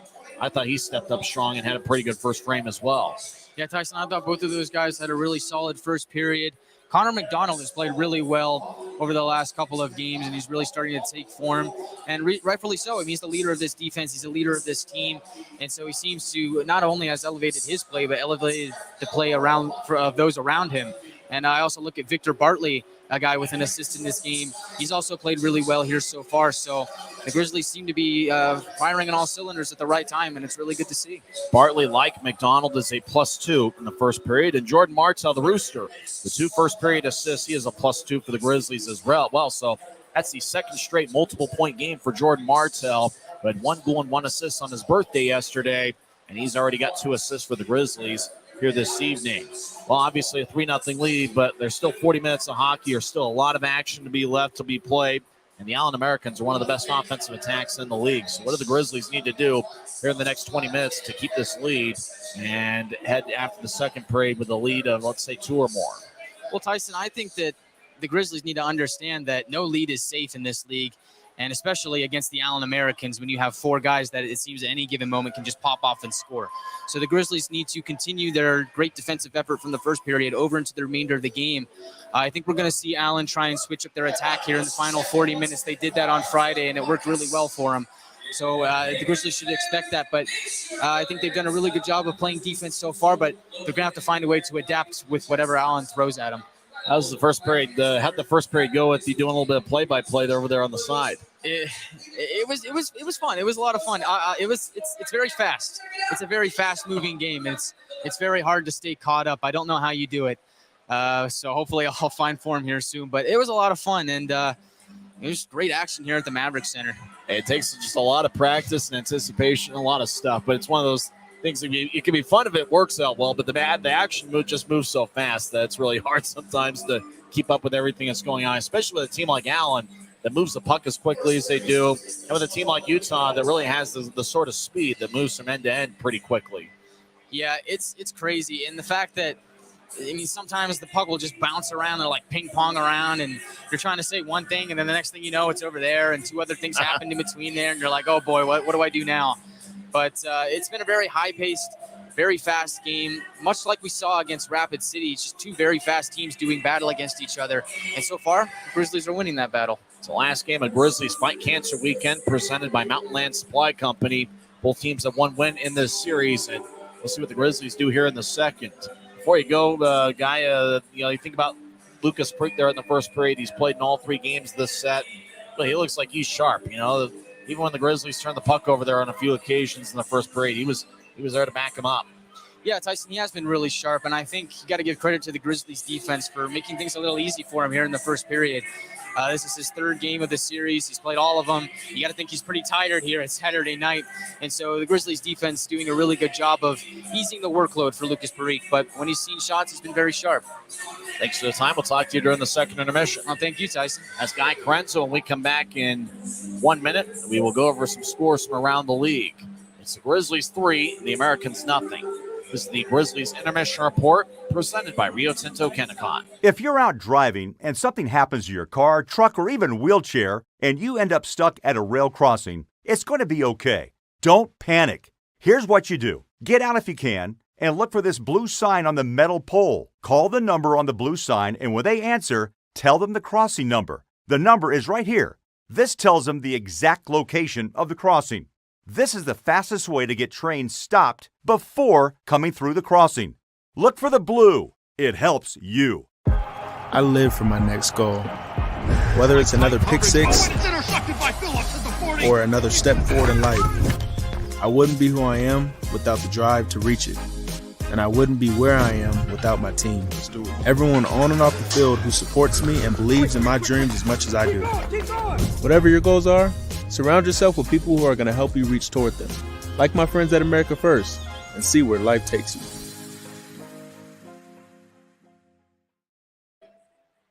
First intermission here at Maverick Center. Utah leads 3-0. I'm Tyson Whiting. Let's go over some scores from around the league. Trois-Rivières defeats Newfoundland 4-2. South Carolina scored a touchdown and kicked the extra point. They defeat the Atlanta Gladiators in a low-scoring football affair. 7-3 the final score there as South Carolina gets their 30th victory of the season. In overtime, Reading defeats Adirondack 2-1. In a game that affects both the Grizzlies and the Americans, Kansas City gets a 4-2 victory over the Florida Everblades as Kansas City now has 53 standings points on the season, or make that 52 points on the season. They pass the Allen Americans temporarily for 3rd place in the division as Kansas City's record goes to 23, 21, and 6. As Stevens scored a big goal for Kansas City, John Schiavo, Hugo Watt, and Theo Calvis each also found the back of the net for the Kansas City Mavericks, who regained 3rd place in the Mountain Division as they pick up standings points 51 and 52 on the season with a 4-2 victory over the defending Kelly Cup champion Florida Everblades. Cincinnati opens up a can on Indy 7-1. Jacksonville over Worcester 4-1. Savannah shuts out Fort Wayne 3-0. That game played at Enmarket Arena, which will be the site of the 2024 All-Star Classic. Wheeling over Jeff Carr's Norfolk Admirals 6-3. Toledo shuts out Wichita 5-0, and that certainly got some Mountain Division implications as Wichita stays with 56 standings points on the season. Their point percentage drops a little bit. And so for both the Grizzlies and the Allen Americans, they'll be watching Wichita closely over the next few weeks, and the Kansas City Mavericks for that matter, as Wichita has had some goaltending issues pop up over the last few weeks. Remember, the Grizzlies are going to be in Wichita at Intrust Bank Arena. I'll be doing remote broadcasts from here at Maverick Center Friday night and Sunday afternoon. The Grizzlies will take on the Wichita Thunder for a 2-game series. A couple other games in action right now. Second intermission, Rapid City leads Tulsa 5-3 that game after 2 periods. Rapid City is in 6th place in the Mountain Division with 47 points and a .470 point percentage there, just 3-7 in their last 10 games. Tulsa is in last place with 42 points. That game's after 2 periods. Rapid City leads Tulsa 5-3. 13 minutes left in the 3rd frame. Kalamazoo leads Iowa 2-0. That game played at Extreme Arena in Iowa. And early second period, the Idaho Steelheads, they're hosting the Maine Mariners, and they lead Maine by a 2-0 score. Owen Hedrick and Ty Pelton-Bice have the Steelheads goals. Remy Poirier for Idaho has stopped all 8 he has seen. So the Steelheads lead the Maine Mariners 2-0. Remember, the last time the Grizzlies faced the Maine Mariners was in late February of 2019. Maine won the first 2 games of a 3-game series, and then Josh Dickinson in the series finale scored from the left circle on the right side here at Maverick Center, and it was one of those where he was at the right side of the ice surface as we see it from Section 114 and scored one of the better goals that the Grizzlies have scored over the last handful of years, and that ended a 7-game losing streak. So it's been 4 years since the Maine Mariners were in town, but I remember it just like it was yesterday. When we come back in 2 minutes, we'll have second period action as Utah leads 3-0. We're back in 2 minutes on the Grizzlies Hockey Network. If you're out driving and something happens to your car, truck, or even wheelchair, and you end up stuck at a rail crossing, it's going to be okay. Don't panic. Here's what you do. Get out if you can and look for this blue sign on the metal pole. Call the number on the blue sign, and when they answer, tell them the crossing number. The number is right here. This tells them the exact location of the crossing. This is the fastest way to get trains stopped before coming through the crossing. Look for the blue. It helps you. I live for my next goal. Whether it's another pick six or another step forward in life, I wouldn't be who I am without the drive to reach it. And I wouldn't be where I am without my team. Everyone on and off the field who supports me and believes in my dreams as much as I do. Whatever your goals are, surround yourself with people who are going to help you reach toward them. Like my friends at America First, and see where life takes you.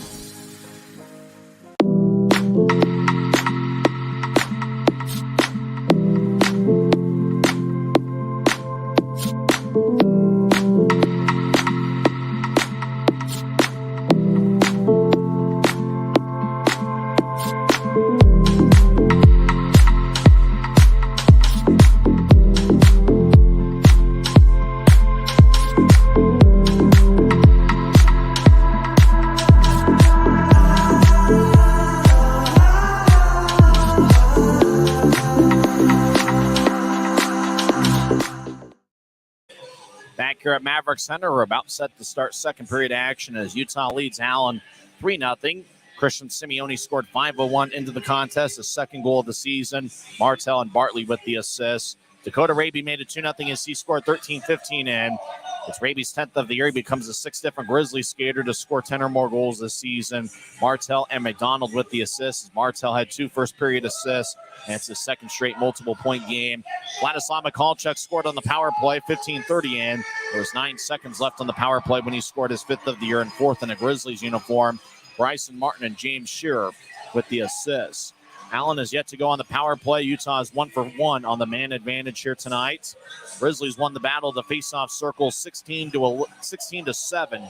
Grizzlies had 9 scoring chances in the first period, according to the off-ice officials. Allen had 4. Grizzlies 6 hits. Allen had 12. Both teams had 5 giveaways.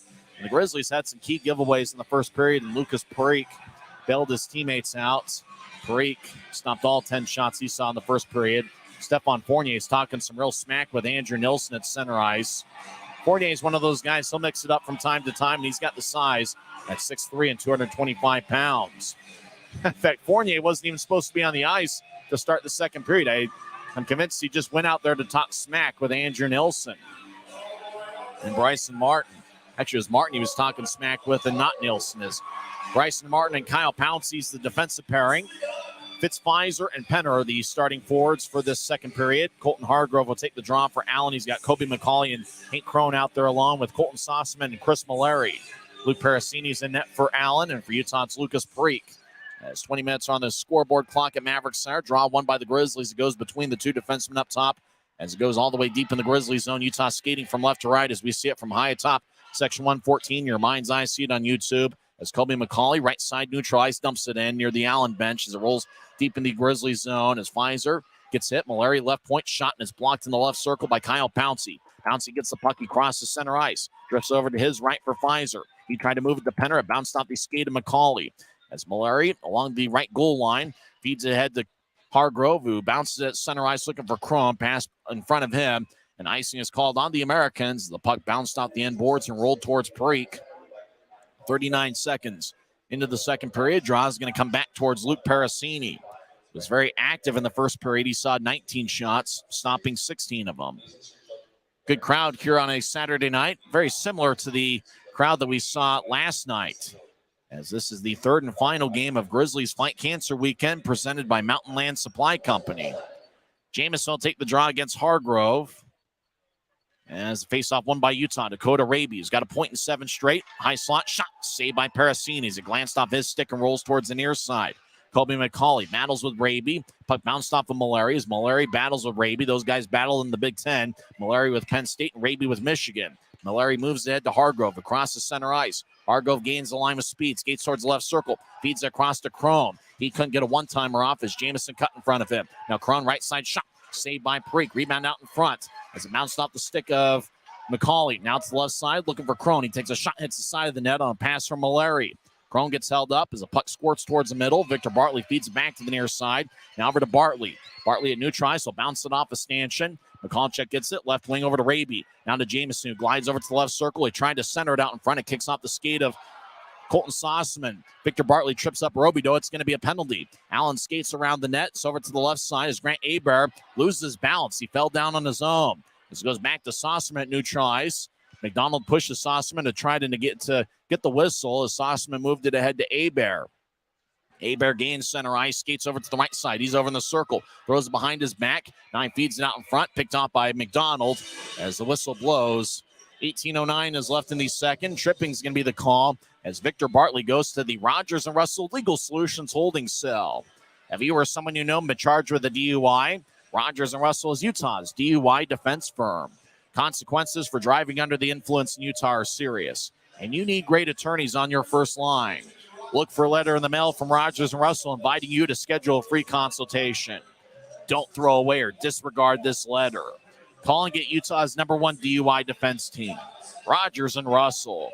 2 minutes for tripping. Victor Bartley in the box. Time of penalty 1:51 into the second period.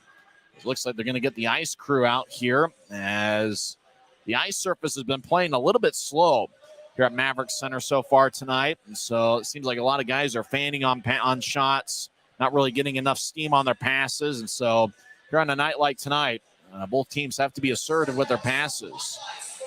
It looks like they're repairing some ice over towards the end wall of the net the Grizzlies are defending here in the second period. Make sure to go to the Grizzlies team store. I think they've got some of those replica Grizzlies Fight Cancer jerseys. And remember, you can go to the Dash Auction app and bid on one of these Grizzlies game-worn jerseys. You can get a Victor Bartley jersey. He's got 121 games of NHL experience.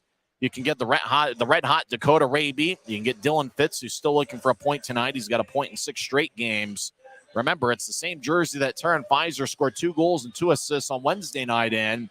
And Vladislav Mikhalchuk, he got a goal tonight. You can get a Mikhalchuk goal jersey. You can get any of your favorite Grizzlies players game-worn Grizzlies Fight Cancer jerseys. The auction will end at 10 o'clock tonight. So make sure to place your bid and get the Grizzlies game-worn jersey on the Dash Auction app. Looks like they repaired the ice. Allen is on the power play for the first time this evening. The Americans 23.7% on the power play this year. Utah's penalty kill is 78.5%. Colton Hargrove will take the draw against Keaton Jamison. As both teams have taken one shot here in the second period. Draw won by Utah as Preek rolls it along the boards. Now Hargrove cuts it off in the far corner. Hargrove battles with Shearer as Hargrove to the right side. Feeds over to Finley. Now to Combs. Up top for Mallory. Back to the right side for Hargrove. Up top for Mallory. Now left side for Crone. Crone throws it behind his back for Mallory. Now right side Hargrove. Shot. And it goes wide. It's bounced off the glass. Getting against Dakota Raby along the near wing boards. And he'll clear it all the way out. As Parasini behind his net plays it. He'll give it to Chris Mallory. As the Americans will restart the attack 35 seconds into their first power play of the game. Hargrove throws it back to Crone. Right wing pass to Finley near the Grizzlies bench. He'll move it ahead to Mallory. Mallory steps over the line, skates ahead. Pfizer cuts him off. Cam Strong takes it away. Strong skates towards the left circle. Strong gets cut off by Crone to take a shot. Saved by Parasini. Another shot by Strong as he's falling down, and Parasini makes that save as well. Mallory moves out to center ice for Hargrove. Left wing pass to Crone. Crone over to Hargrove, who skates towards the left circle of the offensive zone near the boards. As Hargrove over to Finley, back towards Hargrove, but he didn't move from the boards as Connor McDonald takes it. McDonald crosses center ice and dumps it in as if a defenseman would do in a 5-on-5 situation. As Finley crosses center ice, he's got amazing speed. Not a very big guy, but he's really shifty. He'll throw a left wing pass to Hargrove, back to Finley. Left side shot. And it goes wide as he tried to throw it over the left shoulder of Lucas Preek. Grizzlies throw it deep in the Allen zone. Dylan Fitz gets in the left circle. Fitz in the corner, falls down, gets back to his feet as he's being challenged by Butcher. And now taking it's Colton Sossaman as he joined the play. He'll feed it across to Hebert. Left wing, cross the center ice. He'll throw it ahead, looking for Fournier. And the pass goes wide of the mark. I think Bernard wore number 44 earlier this season with Allen, so it's throwing me off a little bit with Fournier. Now right side, Sossaman across to Hebert. He's on the left side. He had a goal last night. Hebert feeds it across. It bounced off the stick of Raby. Now up top for Sossaman as Allen keeps it in the offensive zone. Now right side shot. Saved by Preek. Rebound, Kyle Pouncey throws it towards the near corner. Grizzlies are back at full strength. Sossaman on the right side couldn't corral the bouncing puck as it rolls out to center ice. Sossaman regathers it. He'll skate back into his own zone. As it's a Utah disaster cleanup, successful penalty kill. UDK is the number one provider of disaster cleanup services in Utah. Since 1974, we've been there for customers when they need us the most. Allen crosses center ice as Jared Bethune gets it poked away. Sure moves it ahead to neutral ice. Pouncey ahead to Cam Strong. He couldn't reach it. No icing. As Zachary Massicott skates around his net. He gets hit by Cam Strong.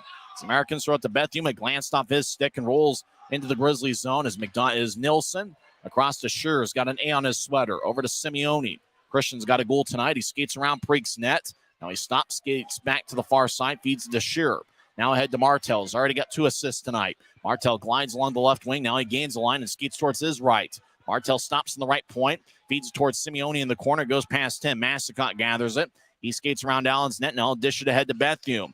Bethune getting back checked by Simeone, moves it ahead to Crone. Crone to the left side, skates towards his right. Tries to find a cutter out in front, and losing his stick is Kobe McCauley. Make that Aiden Brown as we get a whistle as the puck rolled towards Preek, who covers up. As Allen seems like 2 or 3 times tonight, it's really done a good job of getting to the point and trying to find a pass to a cutter that's skating towards the net. And that occasion, it was Aiden Brown skating towards the net. And the puck just ended up getting a little bit too close to Lucas Preek. 14:54 left in the second. Utah leads 3-0. Nobody has scored here so far in the second. Tyler Penner will take the draw against Colton Hargrove. As a linesman with some instructions for both skaters. Utah wins the draw. Aaron Tho back in his own zone, lifts it high into the air. Just missed the video board. It's a bounced off Sossaman, rolls towards Parasini. No icing as Malari moves to Sossaman, who skates towards the near corner. Allen moves out to center ice, pass behind Hargrove. Crone will skate quickly over to the far corner to get it. He'll move it from one corner to the other. Hargrove delivers a hit on Bryson Martin as Pfizer moves it back towards neutral ice, taken by Tho. Tho to the right side, skates towards the right circle. Tho drops off for Pfizer, take a shot. Kick saved by Parasini. Rebound to the right side. Sossaman moves it ahead to Hargrove. He crosses center ice. Hargrove will skate towards his right. Now to Crone. Right circle shot. Saved by Preek. And Lucas to the side of his net covers up with 14:15 left in the second. It looks like Lucas has his A game here tonight.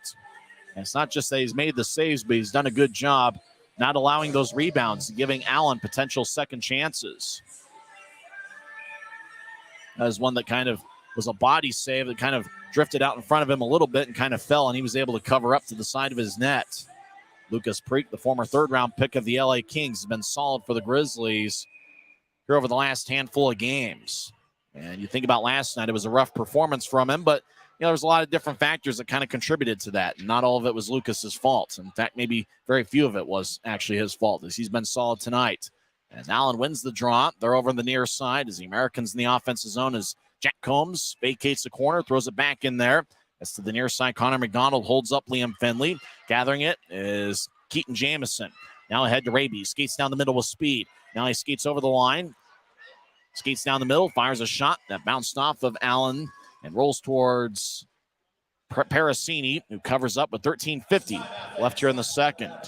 Timeout on the ice. We'll take one as well. Utah still leads 3-0 on the Grizzlies Hockey Network. If you're out driving and something happens to your car, truck, or even wheelchair, and you end up stuck at a rail crossing, it's going to be okay. Don't panic. Here's what you do. Get out if you can and look for this blue sign on the metal pole. Call the number on the blue sign, and when they answer, tell them the crossing number. The number is right here. This tells them the exact location of the crossing. This is the fastest way to get trains stopped before coming through the crossing. Look for the blue. It helps you. I live for my next goal. Whether it's another pick six or another step forward in life, I wouldn't be who I am without the drive to reach it. And I wouldn't be where I am without my team. Everyone on and off the field who supports me and believes in my dreams as much as I do. Whatever your goals are, surround yourself with people who are going to help you reach toward them. Like my friends at America First, and see where life takes you. Remember to go to the Dash Auction app and you can bid on the Grizzlies game-worn jerseys. And Utah leads 3-0. 13 minutes, 50 seconds left in the second period. Utah's outshot Allen 23-13. Grizzlies will be in Wichita, Kansas next Friday and Sunday for a two-game series. It'll be the first two games the Grizzlies will face against the Wichita Thunder. Grizzlies return home for a three-game set against the Kansas City Mavericks on March 10th, 11th, and 12th. A three-game and three-day series, a Friday, Saturday, and Sunday. Face-off all three nights will be at Face-off Friday and Saturday will be at 7:10. Sunday, the 12th, will be at 3:10. Grizzlies won the draw. Raby feeds out in front to McCallchuck and gets poked away by Gagnon. As Liam Finley carries it out to center ice, skates down the middle. Now throw it to the left side off the boards looking for Combs, and he couldn't reach it. As McDonald clears it back to center, goes back to Jamison at the Utah blue line. He'll throw it back to McDonald. Now ahead to Jamison at center ice. They'll move it across to Raby, who gets around Butcher. As Raby to the right side, throws it between the legs of McCallchuck, taken by Liam Finley.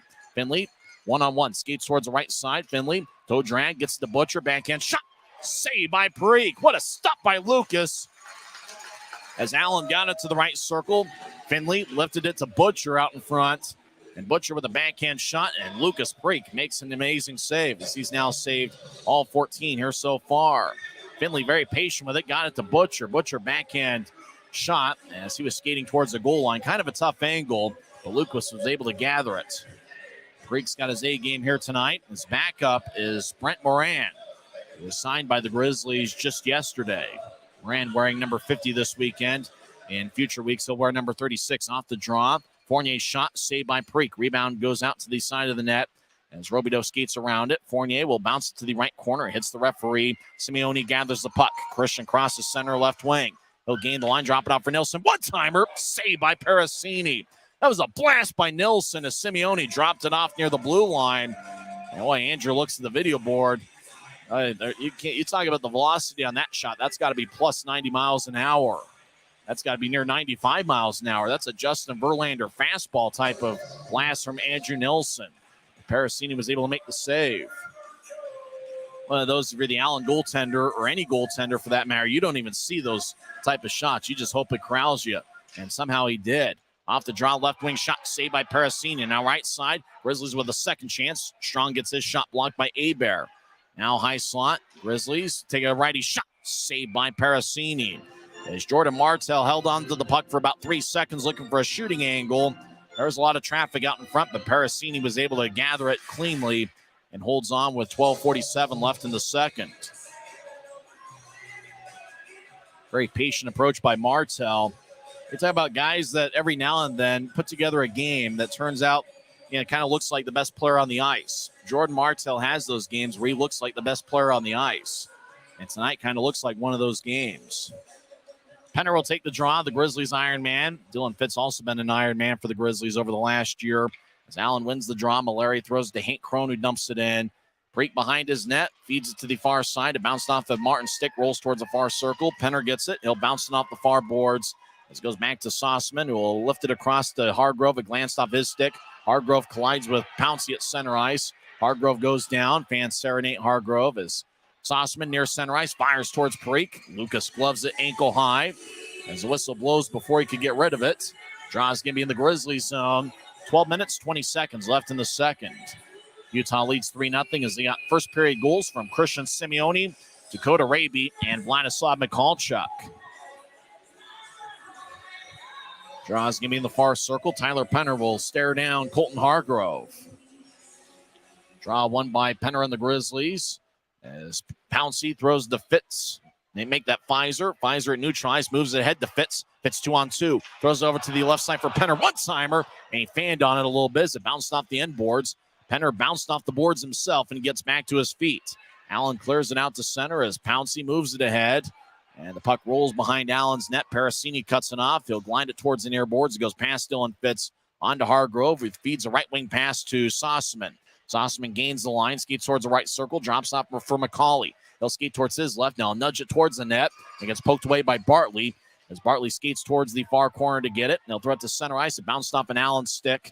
Grizzlies make a line change. So did the Americans. 11.5 minutes left in the second as Chad Butcher steps over the line. He's in the left point, feeds it to the high slot for Galley. It takes a one-timer and it goes wide as Pfizer throws it out to center ice, taken back by Galley. Dalton Galley, left wing, crosses the blue line, takes a shot, saved by Preek. And Lucas gathers it with 11 minutes and 20 seconds left in the second. Draw's going to be near Lucas Preek from the left side. Make sure to follow the Grizzlies on Facebook, Twitter, Instagram, Snapchat, and TikTok. I'm on Twitter at Tyson on Sports. I've not gotten a TikTok as of yet. Maybe I should sometime in these next few months. Do one of those 10-second dances, something like that. I don't know. I'm probably too old for TikTok. Draw's going to be in the near circle. Jameson will take it, but it's won by Chad Butcher. Dalton Galley, high slot, backhands it off the end boards. Taken by Jameson, who gets spun around by Butcher. Liam Finley has a glance off his stick. Raby gathers it. He'll throw it towards the slot. It bounced off the skate of Bartley. Now Combs out in front to Butcher. He'll take a backhand shot. Saved by Preek. As now to the right side, Allen gathers it. Combs with a backhand shot, and he scores. Very much a scramble play, and Jack Combs is able to get it to the right side. Fans wanted a penalty on Allen. It looked like one of the Americans was hooking the Grizzlies. But Jack Combs puts it away with an even 11 minutes left in the second as the Americans get on the board. Very crazy play as Combs fed it out in front to Butcher. Butcher with a shot. Preek made a diving save. Puck bounced in the right side. Raby battled with Finley. Finley went down. Then Combs got it on the right side. Very patiently went to his backhand and then fired it past Lucas Preek. Crazy play there as the Americans get on the board. It almost seems like a goal against a goaltender that seems to be playing as well as Preek is tonight. That's going to be the type of goals Allen's going to have to score. Those sort of scramble plays that gets everybody moving and gets everybody thinking, those sort of weird situations. Allen dumps the puck in, but they dumped it in from Americans' territory, so they get called for icing with 10:50 left in the second. Jack Combs gets the goal. It's his 29th of the season. Liam Finley gets his 30th assist of the campaign, and Chad Butcher gets his 20th assist of the season. As Utah leads 3-1, Draw's going to be in the American zone. Grizz have outshot the Americans 26-19, but Allen has outshot Utah 9-7 here so far in the second period. Draw won by the Grizzlies as Martell along the far goal line. Skates around the net. He gets challenged by Skelly. Now sharp angled shot by Simeone. Saved by Parasini. And he holds on as he covers up in the crease with 10:41 left in the second. Grizzlies offense really has been rolling as of late. They've already got 3 goals, all of them in the first period.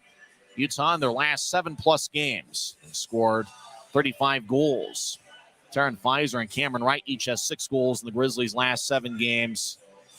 Cameron Wright's out of the Grizzlies lineup for the 3rd straight game. As remember, he got hit up high in the second period on Monday against Orlando. Off the draw, Martell shot, and it's blocked from the left side.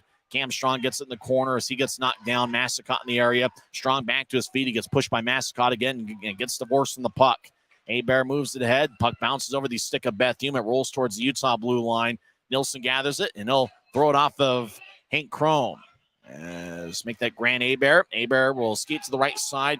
Gets around Strong. Abear to the right side. Sirens into Bethune. It glanced off his stick as he was looking for a one-time attempt in the slot. Now Bethune around the net.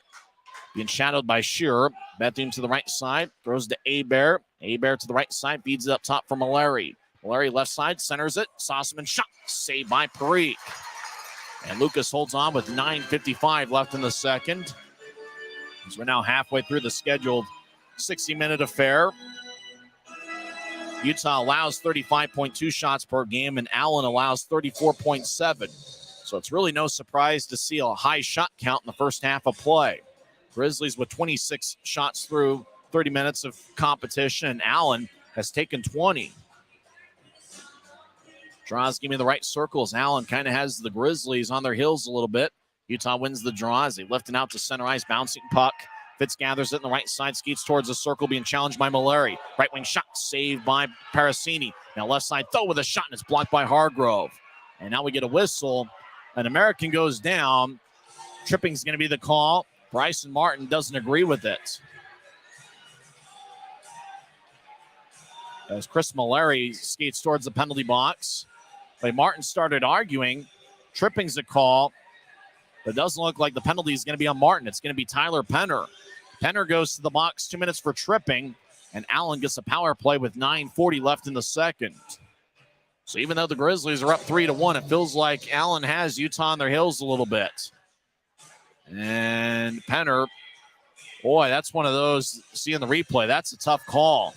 I think Chrome was already going down before Penner tripped him up.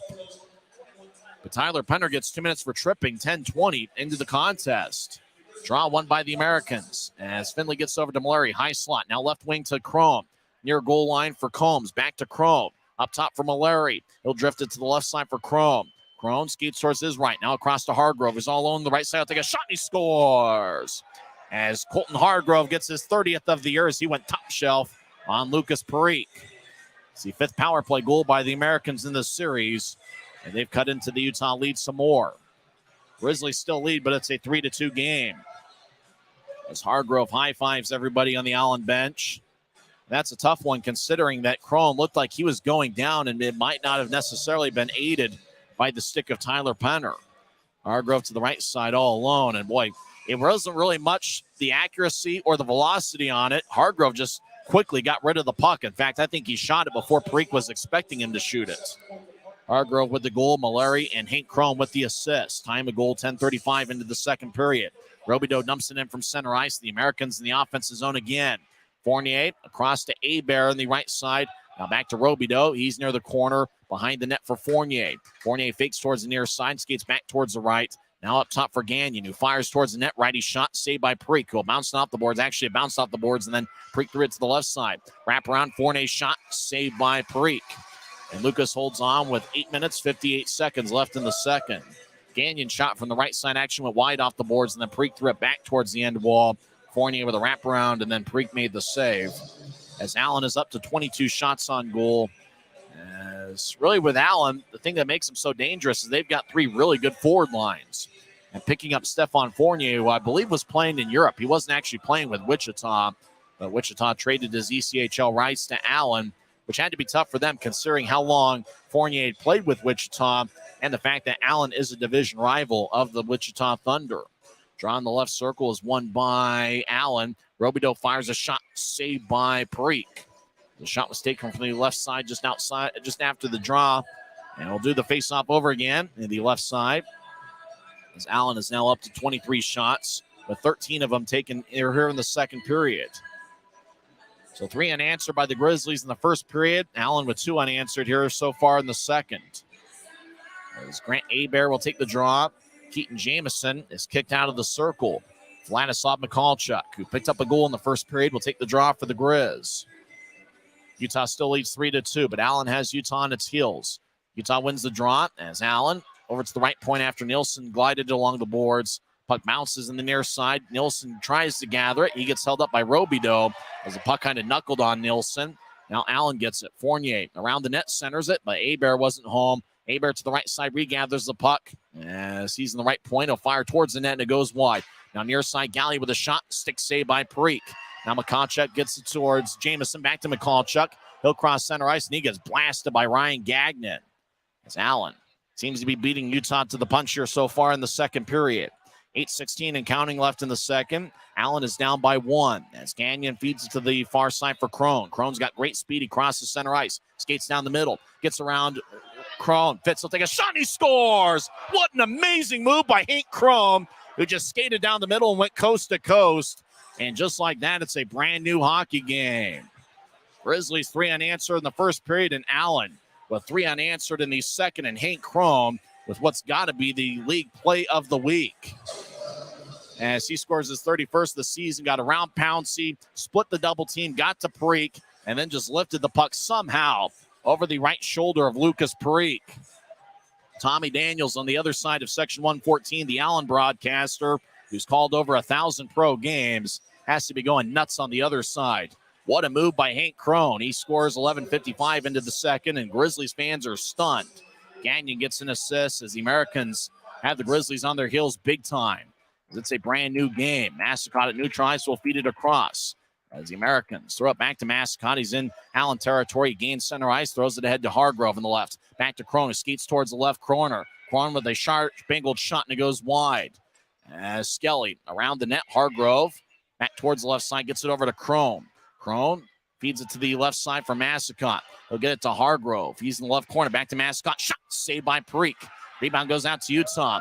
Martell looking for the puck. It goes to Pouncey, who lifts it high into the air. It bounces at the center ice logo. McCauley skates back in. He skates down the middle. Now he feeds it to the left side for Crone. Back up top for Skelly. He gets poked away by Simeone, but Skelly gets it back. Now poke check by Martin. Simeone ahead to Martell. Martell one-on-one. He skates across the line. High slot shot, and it's blocked by Mallory. Skelly, backhand pass out to Cam Strong. Left point. Strong feeds it to the far goal line for Fitz. Back towards Simeone. It's picked off by McCauley. Up ahead, Chad Butcher crosses center ice. Skates down the middle. He'll feed it to the right side. Allen gets it to the corner. That's where Butcher skated towards. Allen makes a line change successfully. Butcher looks for Finley. It's picked off by Bartley. Victor gains center ice. Fires a shot. Glove saved by Parasini. And with Pfizer skating after him, Parasini just holds on. With 6:44 left in the second. So the Grizzlies will have an offensive zone draw, and even though it was scored by a visiting player, you have to tip your hat to Hank Crone on what an amazing move, going coast to coast down the middle, splitting a double team, and then firing a quick-looking shot. Kind of a very crafty shot past Lucas Parikh. Draw one by the Grizzlies, but it goes out to neutralize. McDonald skated towards his left to try and keep it in. McDonald at center ice. The Grizzlies captain spins along the wall. Fitz over on the left side, drops off for Pfizer. Moves it up top for McDonald, but it goes out to center ice. It bounced off of Connor. Goes back to Jack Combs. Now to Finley on the right side. Now to Butcher. One-timer, and he scores. Chad Butcher puts his right hand to his ear like he's Hulk Hogan. The Americans have taken a 4-3 lead with 6:26 left in the second. And this game has completely gotten away from the Grizzlies here as the Allen Americans have just pumped one good scoring chance after another on Lucas Parikh and the Grizzlies. And Ryan Kanaswich, I think, is going to use his one timeout, and he is going to give the Grizzlies the riot act. Ryan Kanaswich is very unhappy as the Grizzlies call a 30-second timeout, and Ryan Kanaswich is giving it to his team. As the Allen Americans have taken 17 shots here in the second period. Butcher scores on a one-timer down the middle in the slot. 13:34 in. Finley and Jack Combs with the assists. So Ryan Kanaswich, arms folded, and he is not happy. As the Grizzlies had full control of this game, leading 3-0. But 4 unanswered goals by the Allen Americans have given them a 4-3 lead. Just a crazy turn of events here at Maverick Center.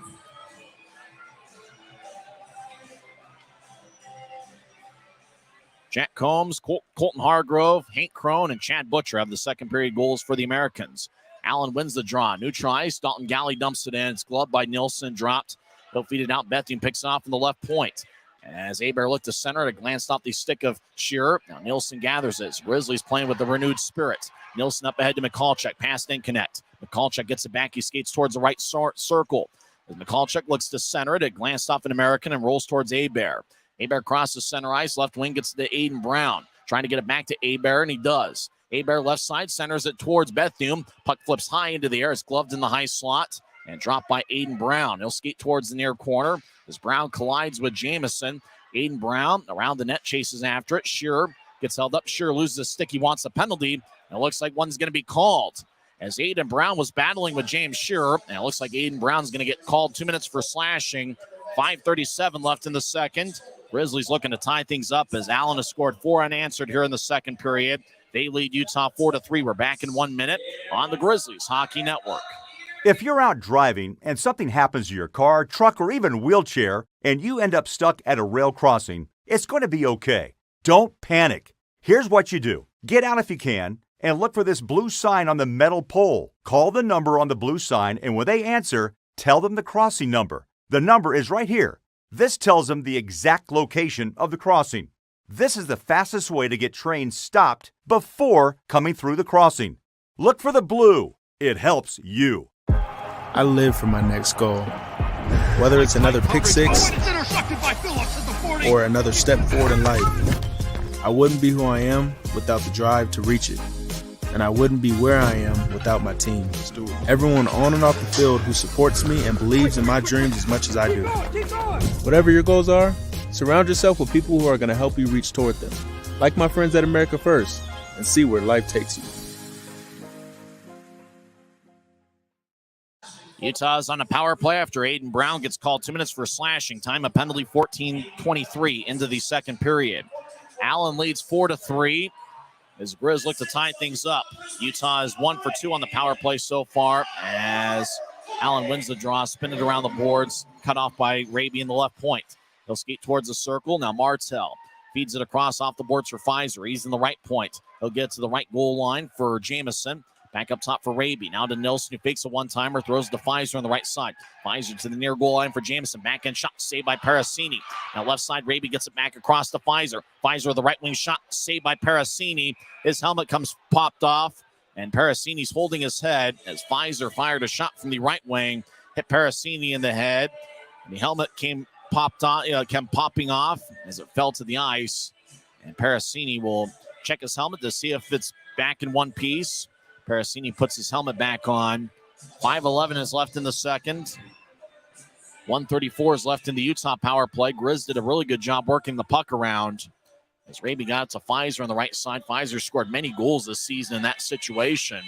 And Pfizer on the shot from the right side hit Parasini in the head, and that's when the helmet popped off.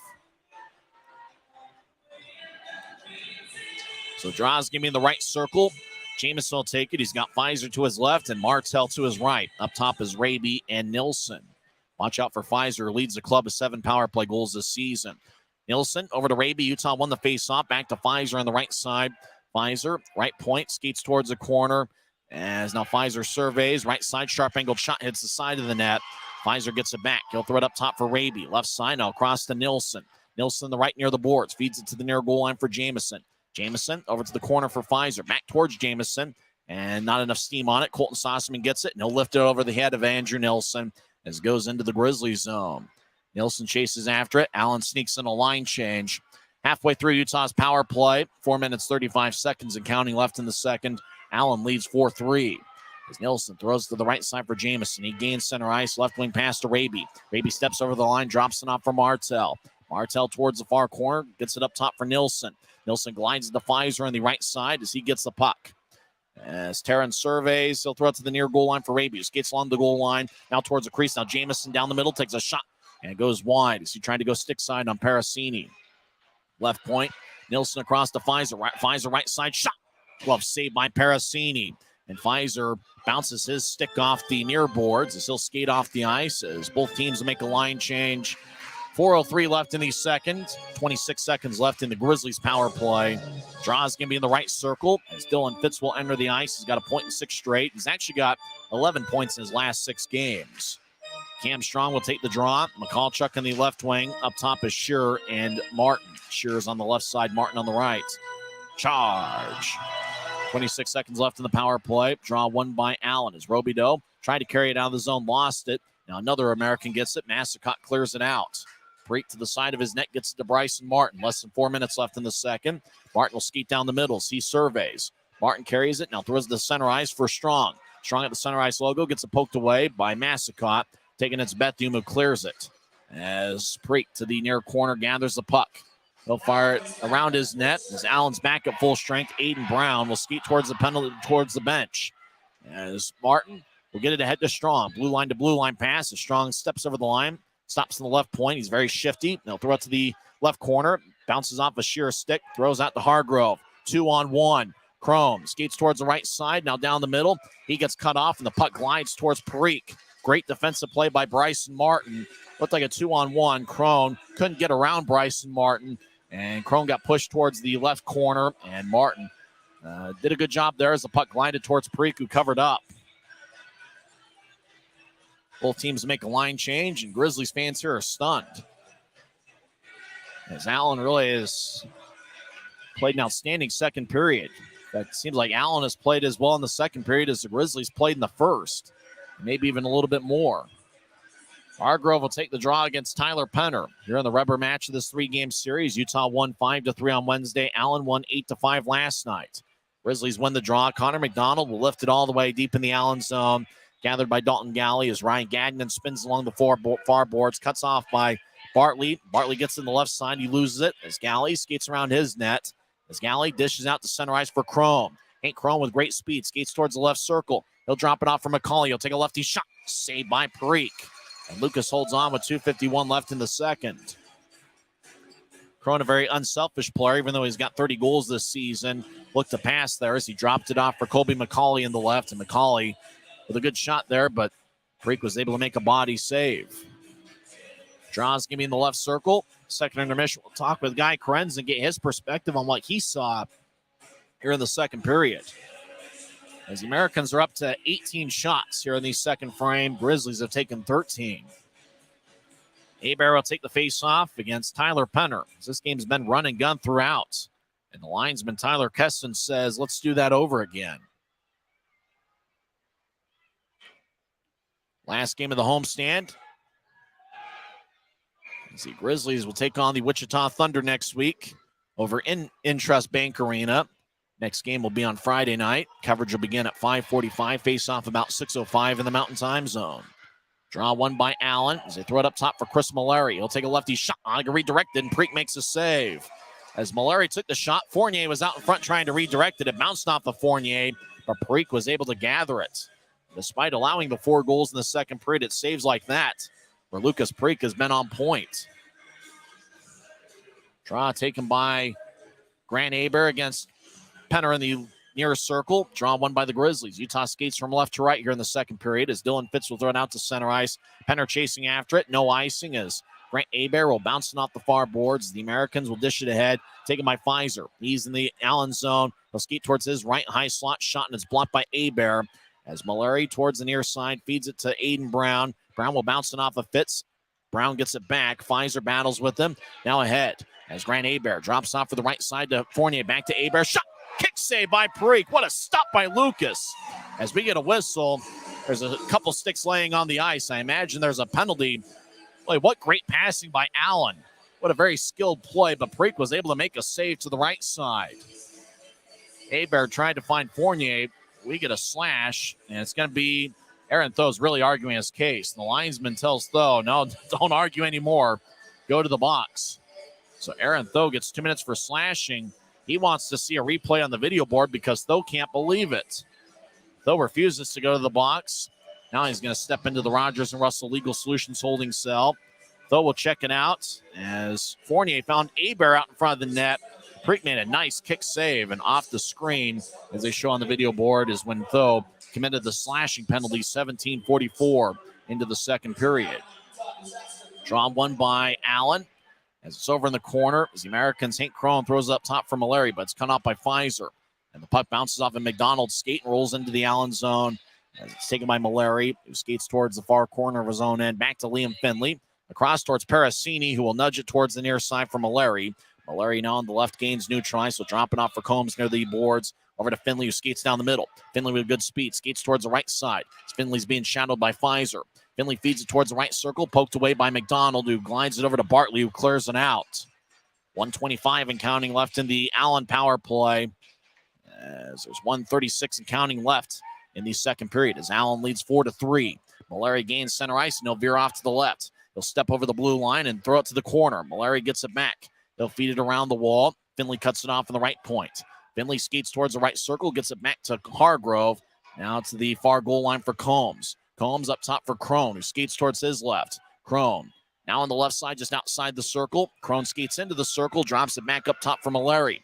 Across to Hargrove. Back to Mallory. He's in the high slot, fakes a shot, gets to Hargrove. Right side shot. Saved by Parikh. Rebound goes to the left side. Crone gets it in the point. Crone feeds it to Finley. 1 minute left in the second period. There's Finley over to Crone, back to Mallory up top. Now Hargrove on the right side. He'll get to the far goal line for Combs. He was looking for Finley out down the middle. He fanned on it. Puck glides back to Mallory. Hargrove to the right side over to Combs. Combs chips over to Hargrove. Up top for Mallory. Over to Crone on the right side. Left side, Crone with a left wing shot saved by Preek. Now puck goes to the right side. Hargrove over to Mallory. Back to Hargrove. One timer and it goes wide as it glides along the near wing boards and goes out all the way into the Allen zone. 10 seconds left in the Allen power play. It looks like the Americans are going to concede that they are not going to score on this power play as both teams make a line change. Sossman over to the left side. As Butcher gains the line, gets around McDonald. Butcher over in the corners, though, is out of the penalty box. It's a successful Utah disaster cleanup penalty kill. As we're back to 5-on-5 skating late in the second period. Fournier dumps it in as there's 6 seconds left in the second. As the Grizzlies get it over to Connor McDonald as he'll skate around Preek's net. And a very, very tough second period for the Grizzlies comes to an end as Utah led 3-0 after one period. Allen scored 4 unanswered second period goals. And boy, it looks like we're going to have a very interesting third period as Aaron Tho pleads his case with the referee. Tho did not think that he committed the slashing penalty. Luckily for the Grizzlies, Allen didn't score on that power play late in the second frame as it's a Utah disaster cleanup successful penalty kill. Utah Disaster Cleanup is the #1 provider of disaster cleanup services in Utah since 1974. We've been there for customers when they need us the most. That's Utah Disaster Cleanup. What can you say about the second period? It was dominated by the Allen Americans. Goals from 4 different players. When we come back to the Utah Grizzlies second intermission report, we will recap the middle frame here, and we'll talk about what the Grizzlies need to do to come back in this one. As after 2 periods, the Allen Americans lead the Utah Grizzlies 4-3 on the Grizzlies Hockey Network. When you pay with the Nitro card at Maverick, you always save 10 cents or more on fuel every gallon, every day. And you could save a whole lot more thanks to Nitro Best Price. Pick up a Nitro card and upgrade your Adventure Club account today.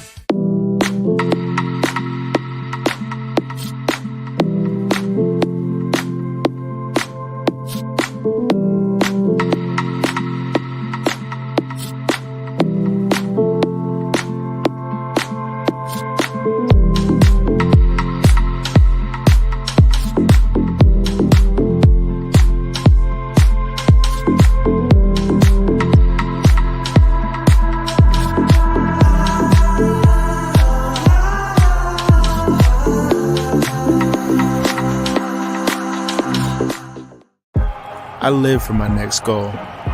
Whether it's another pick six or another step forward in life, I wouldn't be who I am without the drive to reach it. And I wouldn't be where I am without my team. Everyone on and off the field who supports me and believes in my dreams as much as I do. Whatever your goals are, surround yourself with people who are going to help you reach toward them. Like my friends at America First, and see where life takes you. Maverick's new bean-to-cup machines always deliver a freshly ground cup of coffee on demand, so you can enjoy any of our premium roasts at their best, day or night, hot or iced. Enjoy a fresh cup today. If you're out driving and something happens to your car, truck, or even wheelchair, and you end up stuck at a rail crossing, it's going to be okay. Don't panic. Here's what you do. Get out if you can, and look for this blue sign on the metal pole. Call the number on the blue sign, and when they answer, tell them the crossing number. The number is right here. This tells them the exact location of the crossing. This is the fastest way to get trains stopped before coming through the crossing. Look for the blue. It helps you. Second intermission here at Maverick Center. Seems like Marcus, who's on the PA, who's on the mic here tonight, he's having a good time. Everybody's having a good time here at Maverick Center, but the scoreboard, which was in the Grizzlies' favor, 3-0 after one period, severely changed, and Allen scored 4 unanswered in the second frame. The Americans lead 4-3. 4-3. We'll talk with Guy Krebs here in a couple minutes. His crowd mic's a little bit too much right now with Marcus yelling. Christian Simeone got Utah on the board first, 5:01 into the contest. Jordan Martell and Victor Bartley with the assists. Dakota Raby made it a 2-0 game as he scored 13-15 in. Raby becomes the 6th Grizzly player to score 10 or more goals this season. Martell and Bartley with the assists, so 2 first-period assists for Jordan Martell, who has 4 points in his last 2 games. Vladislav Mikalchuk made it 3-0 as he scored 15-30 in. Bryson Martin and James Scher with the assist. That was a power play goal. Utah's 1 for 2 on the power play. Allen is 1 for 3. The Grizzlies led 3-0 after one period. They outshot the Americans 19-10. And boy, you're talking about a complete change of momentum. Allen outshot Utah 21-13 in the second period. The Americans got on the board 9 minutes in as Jack Combs got his 29th of the year. Chad Butcher and Liam Finley got the assists. At that point, I had made a note that Allen really had Utah on its heels. Allen got a power play after Tyler Penner got a tripping minor, 10-20 in, and 15 seconds into the power play. Colton Hargrove got his 30th of the year with Hank Crone and Chris Mallory getting the assists. Allen tied the score up at 3 as Hank Crone scored 11:55 in. It was Crone's 31st of the year. Gagnon and Parasini with the assist. Parasini, the Allen goaltender. And I got to say, if that's not the play of the week in the league, I don't know what is. As Crone just kind of skated down the middle, got around the entire Utah defense, got to the net, and then ended up finishing it over the left shoulder of Lucas Preek. It was maybe the most spectacular goal I've seen by anybody this year, by either a Grizzly or by a Grizzly opponent. So you have to tip your hat to Hank Crone on an amazing play. He tied the game up 11:55 in. And then Chad Butcher scored on a one-timer from the slot, 13:34 in. Finley and Combs with the assist. And at that point, Ryan Kanasowicz called a 30-second timeout and let his team hear it as the Americans scored 4 goals in the span of 4 minutes and 34 seconds. Allen still leads 4-3. Grizzlies were shorthanded late in the second period after Aaron Tho got a slashing minor, 17:44 in. And the Grizzlies did a good job on the penalty kill. Allen is 1 for 3 on the power play. Utah is 1 for 2. And you talk about a high shot count in the second period. 21 shots by Allen in the second. 9 of them were considered scoring chances. For the Grizzlies, they had 4 scoring chances in the second period. So through 2 frames, both teams have 13 scoring chances according to the off-ice officials. Utah had 8 giveaways in the second period. They have 13 giveaways through 2 periods. Allen has 9. Hits, Grizzlies 12, and Allen with 15 through 2 periods. Grizzlies have dominated the faceoff circle, 35-16. But the Allen Americans lead 4-3 as we bring Guy Krenza into the broadcast. And Guy, that second period, it was just that 4-minute, 36-second stretch where it seemed like Allen just continually had Utah on its heels. And momentum really didn't change until Kanasowicz called the timeout after Allen took a 4-3 lead. Yeah, Tyson, you mentioned that the Grizzlies were really on their heels. They were that and then some. They were on their backside for some of that because Hank Crone just completely dismantled the Grizzlies' defense. And I think that just goes to show how the second period really went for Utah. I mean, it was quite honestly a disaster for the Grizzlies' defense. The Americans just really turned it on in the second period, and they just exploded for 4 straight goals, and the Grizzlies were reeling. So credit for Coach Kanasowicz to calling that timeout and just kind of stopping the bleeding and just letting his team regroup. I thought the Grizzlies were a little bit better after that. But that 4 minutes and 30-second stretch where Allen was just dominating, that was impressive by Allen, but the Grizzlies need to find a way to make sure that never happens again. Well, it's kind of tough when a team like that who passes the puck as well as they do. And, you know, you talk about that top forward line, but because they have 3 really good forward lines and all of them seem to pass the puck pretty well, it seemed like Fournier's line really got going there in the second period as well. Yeah, it's tough to stop the bleeding, and that was really the tough thing is I was noticing even when the Grizzlies still had a 3-1 lead, that seemed like Allen had us on our heels, and we just couldn't find a way to close the momentum. It's kind of the thing in hockey, you know, in basketball, coaches can really control the game and stop runs by calling timeouts. And it always seems like, let's say the home team's on a 9-0 run in basketball. Well, it seems like when the visiting team gets 1 bucket, and it just takes 1 bucket, the home coach will call a timeout to just make sure the momentum stops right there before the visiting team's able to get back in. Thing in hockey, you only have that 1 timeout. You know, when do you use it? You know, obviously want to wait till maybe you're down by 1 or it's a tie game late or something like that. That's what makes it tough. I mean, if a coach had more than 1 timeout in regulation to use, I know Kanasowicz would probably use it when it was either 3-1 or 3-2 just to find a way to get momentum back in the game. He eventually did when it was 4-3 Allen. Grizzlies did play hard and did play well after that in the last 6.5 minutes of the second period. But now Utah's down by 1 and have to find a way to come back in this game. Yeah, and Tyson, you mentioned that timeout and you mentioned the momentum. I almost wonder if Coach Kanasowicz should have called his timeout a little earlier than he did, maybe after, even the second Allen goal, because you mentioned things were looking like they were going south, and the Grizzlies were just reeling. They were on their heels. They were chasing the puck, and Allen was really just dictating the terms. I think Kanasowicz probably would have been a little bit better off calling his timeout earlier, but I'm still glad that he called his timeout at some point, because it really did help the Grizzlies when he did. The first period was dominated by the Grizzlies, so there is a positive here. If the Grizzlies can get back to doing that in the third period, then I like their chances to win this game. But what happened in the second period can't happen again, especially not against Allen and not against any other team that the Grizzlies face. And Parasini's been a little bit shaky. I mean, obviously this season, he's got a save percentage of .891, so he's a goaltender you can score against. And remember, the Grizzlies do have 5 goals in each of the first 2 games of this series. So the Grizzlies' offense, it really wasn't the issue. It was just Allen somehow was able to get control of the puck and kind of keep it for about 5 minutes straight there. And the Grizzlies just couldn't get the momentum back. Almost seems like the ice is tilted. All 7 of the goals in the game have been scored on that one net to our left. The 3 Grizzlies' first period goals, and Allen 4 in the second period. Well, if the ice is tilted, good news for the Grizzlies. That's the net they're attacking here in the third frame. Yeah, Tyson, that's right, and that goes in the Grizzlies' favor, but I don't think we'll see what we saw in the second period and the third period. Coach Kanasowicz was not a happy camper on the bench after that 4th goal for Allen was scored, and I know he's going to give the Grizzlies a talk in the locker room, and they're going to be ready to play this third period.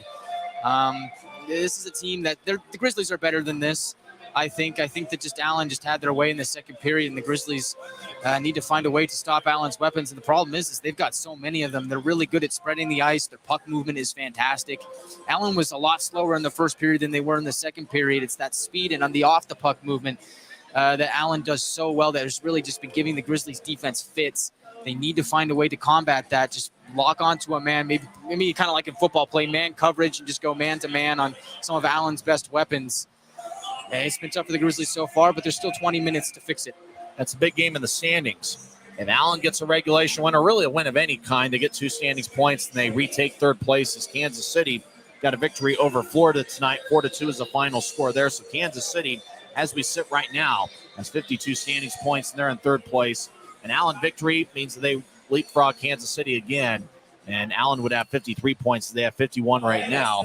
Grizzlies with 49 points, and because you're talking about head-to-head, not only against Allen, but next week against Wichita, who's in second place in the division. Wichita lost tonight 5-0 to Toledo. For the Grizzlies, you just have to find a way to stay within the race. And the Grizzlies will be rooting against Allen, Kansas City, and Wichita the rest of the way because, you talk about games like this, especially head-to-head, and especially here at Maverick Center, you got to find a way to protect home ice because come down the stretch of the season, we got about 20 games left. These games are really going to matter in terms of where you're going to be seated in the playoffs, or even if you just make the playoffs altogether. You might end up missing the playoffs by a couple games, and you could end up looking at a series like this and saying woulda, coulda, and shoulda.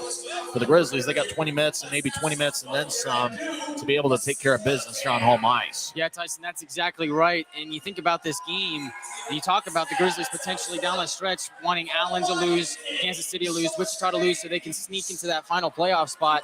You don't want to be in that position come April. You want to be comfortably saying, well, we're in the second spot in the Mountain Division. We played really well down the stretch. We don't have to root for other teams to lose because we were able to beat those teams. And so for the Grizzlies, it's just about controlling your own destiny and winning these important games. This is a game at home ice. We got a great crowd here at the Maverick Center. This is a game that the Grizzlies should win. This is a game that the Grizzlies need to win. Looks like a similar size crowd to what we had last night when we had over 6,900 here at Maverick Center. What do the Grizzlies need to do here in the third in order to get control of this game? And this could be one of those things. We could end up seeing overtime tonight for the first time. And now remember, the Grizzlies have played 5 games past regulation this year. All 5 of them have been on the road. We have not had a single overtime game here at Maverick Center this season. Do you think we see one of those here tonight? Well, I certainly think that we could. I hope that we don't, because that would mean that each team would get a point, and so the margin would be closer. Allen would get that point. So hopefully the Grizzlies will be able to take care of this in regulation.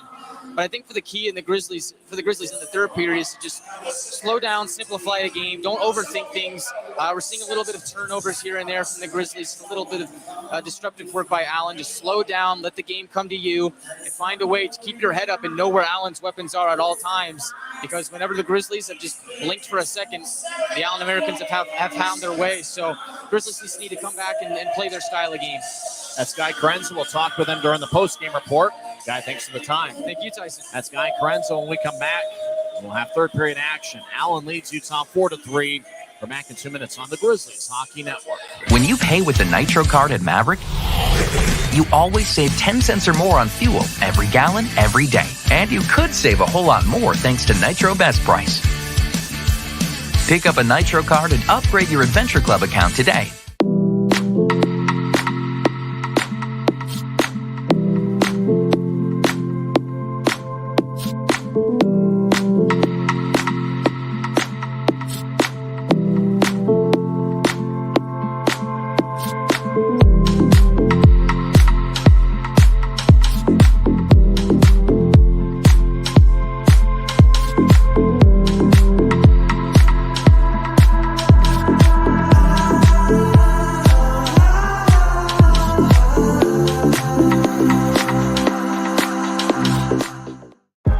I live for my next goal.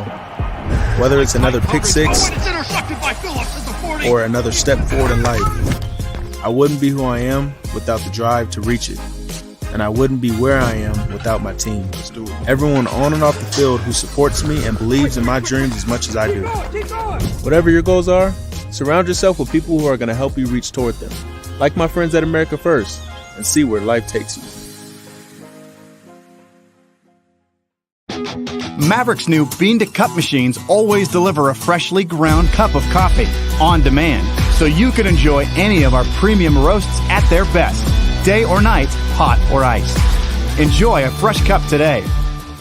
If you're out driving and something happens to your car, truck, or even wheelchair, and you end up stuck at a rail crossing, it's going to be okay. Don't panic. Here's what you do. Get out if you can, and look for this blue sign on the metal pole. Call the number on the blue sign, and when they answer, tell them the crossing number. The number is right here. This tells them the exact location of the crossing. This is the fastest way to get trains stopped before coming through the crossing. Look for the blue. It helps you. They have the Simba cam here at Maverick Center. Allen leads 4-3. We'll have third period action here shortly. They have the Simba cam where it's, it's like, Mufasa holding up Simba or whoever it was that monkey or something. And so everybody does the Simba cam. One person took their bottle of beer, used it as Simba. It was great, very creative. Now fans chugging a beer as if they're in Orlando, Florida. We'll have third period action here shortly, but let's quickly get to some games from around the league. The big one in the Mountain Division, the Kansas City Mavericks defeat Florida 4-2 as they've overtaken third place in the Mountain Division. Now, if Allen gets 2 standings points and beat Utah, they'll retake third place in the Mountain Division. Cincinnati defeats Indy 7-1. Jacksonville over Worcester 4-1. South Carolina defeats Atlanta 7-3. Trois Rivières beats Newfoundland 4-2. Savannah shuts out Fort Wayne 3-0. Wheeling over Jeff Carr's Norfolk Admirals 6-3. Toledo shuts out Wichita 5-0. Rapid City holds on for a 6-4 victory over the Tulsa Oilers. Kalamazoo in overtime defeats Iowa 3-2. And halfway through the third period, Idaho and Maine are tied at 3. Remember, Idaho led that game 2-0 after 1. Remember, the Grizzlies had a 3-0 lead after 1 period, and Allen scored second period goals from Jack Combs, Colton Hargrove, Hank Crone, and Chad Butcher. For Allen, Chad Butcher has 1 goal and 1 assist. That's the same case for Combs and Crone. So 3 different Allen Americans with 1 goal and 1 assist. On all of that coming in the second period. Butcher, Crone, and Combs. 2 assists for Liam Finley. For the Grizzlies, you look at the plus-minus category. Jordan Martell's a +1. He's the only one that's a plus. And the plus-minus, everybody else is either a 0 or a minus. Watch out for special teams. A well-timed power play can end up doing good for either team. Allen 1 for 3 on the power play. Utah 1 for 2. As Guy and I were talking about in the second intermission, you can't underestimate the importance of this game in the Mountain Division standings. It's game 52 for both clubs, and so both teams will have 20 games in the regular season after play tonight. For the Grizzlies, it's the final game in the month of February. Utah, so far in the month, has a record of 4-5-2. Utah's got a standing point in 6 of its last 7 games, and they're going to need a good third period effort to come out with 2 standings points. Draw at center ice is won by the Grizzlies. Utah skates from right to left. as we see it from high top section 114 in your mind's eye. See it on YouTube. Parasini plays it behind his net. He'll throw it to the far side. Grizzlies in the offensive zone as Tyler Penner drops it back up for Nilsson. High slot. Lefty shot gets deflected off a stick. Colton Sauceman gets it at his goal line. He'll move it ahead to Hank Crone. 2-on-2. He crosses center ice. Crone drops it off for McCauley. Right wing shot saved by Preek. Rebound Hargrove gets it back to Crone. It gets cut off by Utah. Good defensive play by Tyler Penner. Grizzlies throw it across to Nilsson. Andrew crosses center ice to throw a right wing pass that connects. Pfizer gets around a skater. Right wing shot. And pad saved by Parasini as the puck flies out of play off the protective netting as we get our first whistle of the period. 41 seconds in. Draw's going to be in the Allen zone as Luke Parasini skates towards the near corner. Now he gets back to his net. As Vladislav Mikalchuk will be on the left wing. Dakota Raby on the right. Keaton Jamison will take the draw. Up top is Victor Bartley and Connor McDonald. Chad Butcher will take the face-off for Allen. Draw won by Butcher as it rolls towards Allen's Dalton Skelly. Now Jack Combs will drift it over to the right side. Chasing over there is Butcher. Has got good speed. Cross center ice. And they'll dump it in. He'll bounce it off the face of Victor Bartley. Bartley will check out things. And Bartley says he's okay. As Butcher tried to dump it in, he dumped it off the face of Victor Bartley. The whistle blew. Bartley will skate towards the bench. He'll get a towel. And he'll wipe off the visor in front of the helmet. So it looks like, luckily for Victor Bartley, he avoided danger there as the puck might have bounced off the visor. Bartley shaking a little bit, but he'll stay in the game. As draw neutral ice is won by the Grizzlies. Jamison will throw up between the Grizzlies defensemen as McDonald back to Bartley, who's 35 years old and awfully experienced. Ahead to Raby. Over to Jamison across the center ice. Will chip it to the left side off the boards for Raby as Raby skates in front of it. As puck lines along the boards, Massacott to the right side gets to Crone, who skates down the middle. He'll feed it to the right side for Jack Combs. Back to Finley. It bounced off his stick. Jamison tried to clear it out. It bounced off Mikalchuk. Raby moves it ahead. He'll chase after it. He gets it to the left side. Raby stops in the slot, and Massacott takes it away. Good defensive play by the Allen defenseman. Massacott backs it out to the center ice as Mikalchuk dumps it back in. Parasini couldn't cut it off behind the net as over in the left corner. Jamison gets held up by Dalton Skelly. Massacott moves it ahead. Now Finley crosses center. 2-on-3. Finley gains the line, throws it to the corner as Fournier around the net. He's now on the right side of the corner. Drops it back off the stick of Simeone. The whistle blows as action over towards the right side. The linesman spotted something. He'll skate towards the referee and mention what he saw. Can't believe we have to say this, but please don't throw anything on the ice, huh? Okay? Don't do that. Somebody threw something on the ice and they stop play. They picked it up. They get it out towards center ice. Draw it to the right side. Fournier. Referee informs us that if it happens again, the Grizzlies could be given the minors. Don't throw anything on the ice, huh? And the referee is giving the fans a warning. If anybody throws anything onto the ice, could be a minor penalty on the Grizzlies. Draw one by Fournier and the Americans. Grant Hebert will skate back to neutral ice as the Americans will reset. Across center as Skelly make that Dalton Galley with a shot saved by Preek. So Grizzlies throw it to the near side. Bryson Martin will chip it ahead. It bounced off the stick of Simeone. It goes back to Gagnon. As the Americans skate from left to right as they're back deep in their own zone. Puck hit a stanchion. And Strong at center ice loses it. As Robidoux dumps it in. Preek behind his net plays it. As Preek will throw it towards the right corner. Hit a stanchion. Robidoux collides with Bryson Martin. As Robidoux battles. Martin trips up Robidoux. No call, surprisingly. As Allen around the net. Gets over looking for Robidoux. Bounced off of Martin. Simeone gets it. Left side. He'll cross center ice. 3-on-3. He'll feed it to the right side. As over there's Martel. Take a shot. He hits the pipe. Hits the crossbar and squirts out towards the near side. As puck's taken by Grant Hebert, number 77. He crosses center ice. He'll skate into the zone. He's surrounded by 4 Grizzlies. He'll stop on the right side, wait for everybody else to enter. He'll throw it to the right point for Sauceman. He looks to center it. Shot goes wide over the head of Preek. As Scherer moves it ahead. Penner couldn't reach it. Sauceman dishes out to Crone. Crone back towards the right side, but the Americans are offside. 17 minutes even left in the third period. Nobody scored here so far in the third as Allen leads 4-3. Draw's going to be at center ice. Last of a 3-game series. Utah won 5-3 on Wednesday as Taryn Pfizer had 2 goals and 2 assists. Allen won 8-5. Both teams had 3 goals in the third period on Friday. It was a crazy 8-5 game. This one's been a crazy one as Utah scored 3 unanswered in the first period. Allen scored 4 unanswered here in the second. That's where we stand now. Neutral zone draw. Bryson Martin trying to get it over to Fitz. Passes wide of the mark and rolls all the way towards Parasini, who covers up in the crease as the whistle blows with 16:54 left in the third. Grizzlies will have an offensive zone draw as it's going to come from the right circle. Penner will take the draw against Colton Hargrove.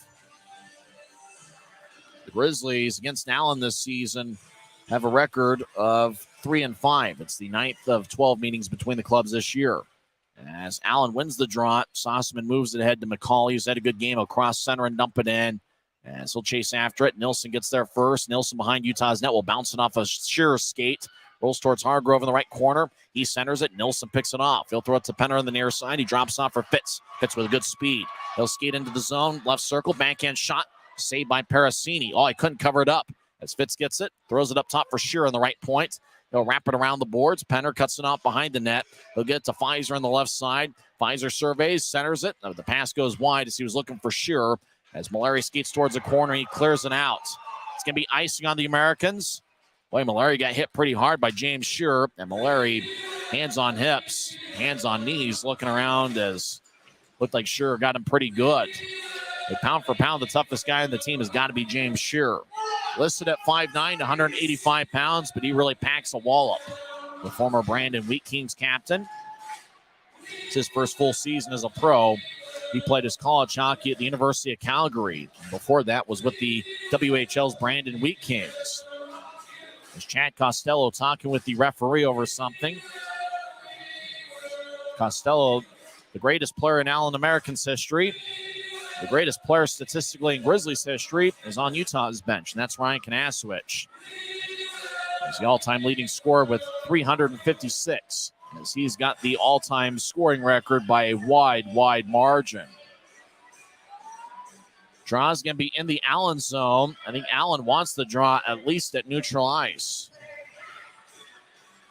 So the referee and linesman are talking things over right now. As the puck right now is laying on the left circle dot. High shot count by both teams here tonight. Utah's taken 34 and Allen 33. 16 minutes, 13 seconds are left in regulation. The Americans lead the Grizzlies 4-3. Grizzlies have had a tough time coming back in games this season when trailing after 2 periods. The Grizzlies are just 1-20-2. So the Grizzlies have done a great job playing with the lead. They haven't necessarily done a great job coming back in games. If you think about the Grizzlies here this week, on Monday overcame a 4-1 deficit against the Orlando Solar Bears to tie things up at 4, and then Orlando made it 5-4, and the Grizzlies tied it up 5-5 at the end of regulation. And then you think about last night, Allen had a 6-3 lead, and then the Grizzlies scored 2 unanswered to make things interesting at 6-5 before Allen scored 2 goals at the end to complete the scoring. So can the Grizzlies come up with a great third period effort here to win the third game of this series? Draw one by Allen as Colton Sossaman will fire it off the glass, goes out to center ice. Bartley moves it ahead towards Fitz, delayed offside as Sossaman gets it. Grisby's impairing our vision in section 114 as he's taking some pictures with fans. Butcher throws to Finley, who skates down the middle. Finley gets around McCallchuk. High slot. Righty shot goes wide. Finley skates over there. McDonald gets there first. Finley will bounce it off of Bartley. As Finley looking for Butcher around the net. Butcher has been outstanding tonight. Jamison cuts in front of him to take the puck as he'll move it ahead. Grizzlies near their bench. McCallchuk will bounce it off of Jack Combs. Goes back to the Americans. Dalton Skelly will throw it back deep in the Allen zone. Sossaman skates around his net. Now Sossaman feeds it to neutral ice. It goes to Combs. He'll throw it down the middle for Butcher. Butcher gets laid out by Bryson Martin. Out to the left side. Combs with a shot, and it's blocked. Puck goes around the net. Jamison gets it in the near side. He'll skate along the near wing boards. Jamison towards center. Gets cut off by Combs and gets divorced from the puck. As Hebert throws it to Dalton Skelly. As he's back in the Allen zone. As Skelly feeds it across to Massicott. Left side. Massicott throws it behind his back to Skelly, who moves ahead to Aiden Brown. Bounced off his stick, flies into the Grizzlies zone. As Hebert throws to the left side, as Allen towards the corner. Jared Bethune, number 19. He gets pushed by Cam Strong, or make that Aaron Tho. On is Strong. As we'll throw it to Hebert. Hebert in the high slot, throws it to the left side for Brown. Brown takes a righty shot. Saved by Preek. Rebound goes to the right side, taken by Bethune. Bethune Now on the right, just outside the circle, skates towards a corner. Drops it off for Hebert. Grant Hebert skates towards his left. He's being shadowed by Martin. Hebert left side, fires it across, and he couldn't find anybody out in front. Puck goes back to Bethune. Now Hebert on the right side gets hacked by Martin. Hebert looks to center it, nobody home again. As Kyle Pouncey gathers it, make that the Rooster Jordan Martell. Martell gains center ice and dumps it in. As Martell collided with Bethune. Allen leads 4-3. They have the puck with 14 minutes, 17 seconds and counting left in regulation. As both teams make a line change. Both teams have 34 shots on goal. As Allen around their net. As the Americans towards the far side, chip it out to center ice. Nilsson picks it off. Andrew Nilsson skates down the middle. He'll take a lefty shot and it goes wide. As it was over the head of Parasini. Now right side, Pfizer gets up top for Shearer. Shearer with the lefty shot. Saved by Parasini. As he makes a glove stop with 13 minutes and 53 seconds left in regulation. Allen leads 4-3. We're back in 1 minute on the Grizzlies Hockey Network. If you're out driving and something happens to your car, truck, or even wheelchair, and you end up stuck at a rail crossing, it's going to be okay. Don't panic. Here's what you do. Get out if you can and look for this blue sign on the metal pole. Call the number on the blue sign, and when they answer, tell them the crossing number. The number is right here. This tells them the exact location of the crossing. This is the fastest way to get trains stopped before coming through the crossing. Look for the blue. It helps you. I live for my next goal. Whether it's another pick six or another step forward in life, I wouldn't be who I am without the drive to reach it. And I wouldn't be where I am without my team. Everyone on and off the field who supports me and believes in my dreams as much as I do. Whatever your goals are, surround yourself with people who are going to help you reach toward them. Like my friends at America First, and see where life takes you. Allen leads 4-3. Draw's going to be in the American zone. I'm Tyson Whiting. We'll talk with Guy Krenza during the post-game report. Chad Butcher, Jack Combs, and Hank Crone each have 1 goal and 1 assist for the Americans. Utah scored 3 first-period goals. Allen scored 4 in the second period, and neither team has scored here so far in the third. Both teams have taken 3 shots in the third frame, and Utah has outshot Allen 35-34. Grizz win the draw. They're back in their own zone as Pfizer moves out to center ice for Penner, bouncing puck near Hargrove. Fitz skates towards his right as he's getting back-checked by Kobe McCauley. McCauley holds up Fitz. Fitz gets pushed in the back. Now Nilsson the right point. Allen pokes it ahead. Hargrove, 2-on-1. He'll skate towards the left side, chips it to Crone, and take a shot. Saved by Preek. Hargrove gets it back to Crone. Great stop by Lucas. Hargrove, right side, shot. Saved by Preek. Rebound goes towards the Americans. McCauley couldn't throw it back to the point. Taken by Pfizer. Darren crosses center ice, 2-on-3. He'll skate towards his right. At neutral ice, he dumps it off the end wall. As Mallory skates around his own net. Allen skates from left to right here in the third period. As Mallory gains center ice and dumps it in. As Preet cuts it off behind his net. He'll throw it to the far side for McCallchuck. About 13 minutes left in regulation. Allen still leads 4-3. Rink-wide pass by McDonald over to Raby. He got a piece of it. No icing. Parasini behind his net. Throws it to the far side. Allen gets it out to center. McDonald challenges at the blue line. Allen moves ahead to Butcher near Utah's bench. He'll dump it in from a backhand shot pass. As Preet turns it over behind the net, it goes towards the slot. Jamison will bounce it off of Combs. As Utah avoids danger, Butcher in the high slot dumps it in. Finley towards the corner as he was looking for Combs. Jamison cuts him off. As Jamison across to McDonald, now ahead to Raby. Raby over to Bartley across the center ice. He'll skate towards his left, and he'll drive it around the boards. As Raby gathers it in the right side, lifts it in the air. Puck's at the point. Combs gets hit. Combs will clear it all the way out. It's going to be icing on Allen as the whistle blows with 12 minutes and 16 seconds left in the third. By that 2-on-1 that Allen had, you're talking about Hargrove and Crone. Crone had a good look. Didn't get all of it, and Preek was able to make the save. Lucas has stopped 32 of 36. Allen's Luke Parasini has stopped 32 of 35. Draws in the left circle. Taken by Cam Strong. This time it's won by Allen. As Skelly throws to Massicott, and he'll lift it out the center. It's batted by Simeone, who tries to gather it. As Simeone dives in the ice, but it's Finley that gathers it. Finley not very big, but he's incredibly fast. Allen throws to center ice for Fournier, tapped off his stick. Rolls towards Martin. Bryson Martin, the former third-round pick of the Buffalo Sabres. This is his 8th different team in the ECHL as Martin skates down the middle. He'll feed it to the near side for Simeone. It bounced off his stick and flies into the Allen zone. Parasini feeds it back to the near corner. As Gagnon over in the area, Simeone, Robidoux, as Dalton Galley skates around his net. As Galley moves it ahead looking for Fournier, and he got a piece of it, no icing. As Allen in the offensive zone, Robidoux right side centers it, and it gets cut off by Pouncey as it rolls back to the far corner. Now up top for Galley, takes a shot and fanned on it. Martell holds up Galley. Now the Grizzlies have a 2-on-1. As Grizz skate towards the right circle, Cam Strong skates out, take a shot. Saved by Parasini. Allen lifts it out to center ice. Fournier gets the puck, 2-on-2. Fournier to the left side, centers to Robidoux. Robidoux backhand shot, and he scores. As the Americans get some big-time insurances. Fournier was in the left circle, centered it to Robidoux, who fired a low liner backhand shot past Lucas Perique. With 11:09 left in the third period, it's the Americans 5 and the Grizzlies 3. So Allen has scored 5 unanswered as Fournier with a nice pass for Robidoux. And Robidoux showing that he's more than just a guy who will drop the gloves from time to time, as he puts 2 hands in the air after scoring the goal to, I guess, fire up the crowd or fire up himself. So Robidoux gets the goal. It's his 6th of the season. Fournier gets his 7th assist of the year. Remember, it's Fournier's second game in an Allen uniform. He had 1 goal and 1 assist last night in his Americans debut. Allen at the Utah blue line dumps it in, and it's Hank Crone as Nilsson moves it ahead. As the Americans lead 5-3. As Mallory throws it to Sauceman, who's back in the Allen zone. He'll get it out to center ice. It tapped off of Hargrove's stick as Nilsson gains center ice, throws it towards the middle, poked away by Hargrove. Pfizer gets it back. He'll bounce it off of Hargrove, who gathers the puck. He'll move it ahead to McCauley. McCauley skates towards the left side, gets around Nilsson, take a lefty shot. Saved by Perique. Taken by Penner. Left wing pass to Fitz at center ice. Fitz gains center ice and then at the logo. Fires a shot, gloved by Parasini. Late whistle as Parasini will move it ahead. Late whistle, never blew. Crone on the right side, 3-on-3. Steps over the line, drops off to the slot. Crone was looking for Combs. Combs couldn't accept the pass. Bartley up ahead to Fitz.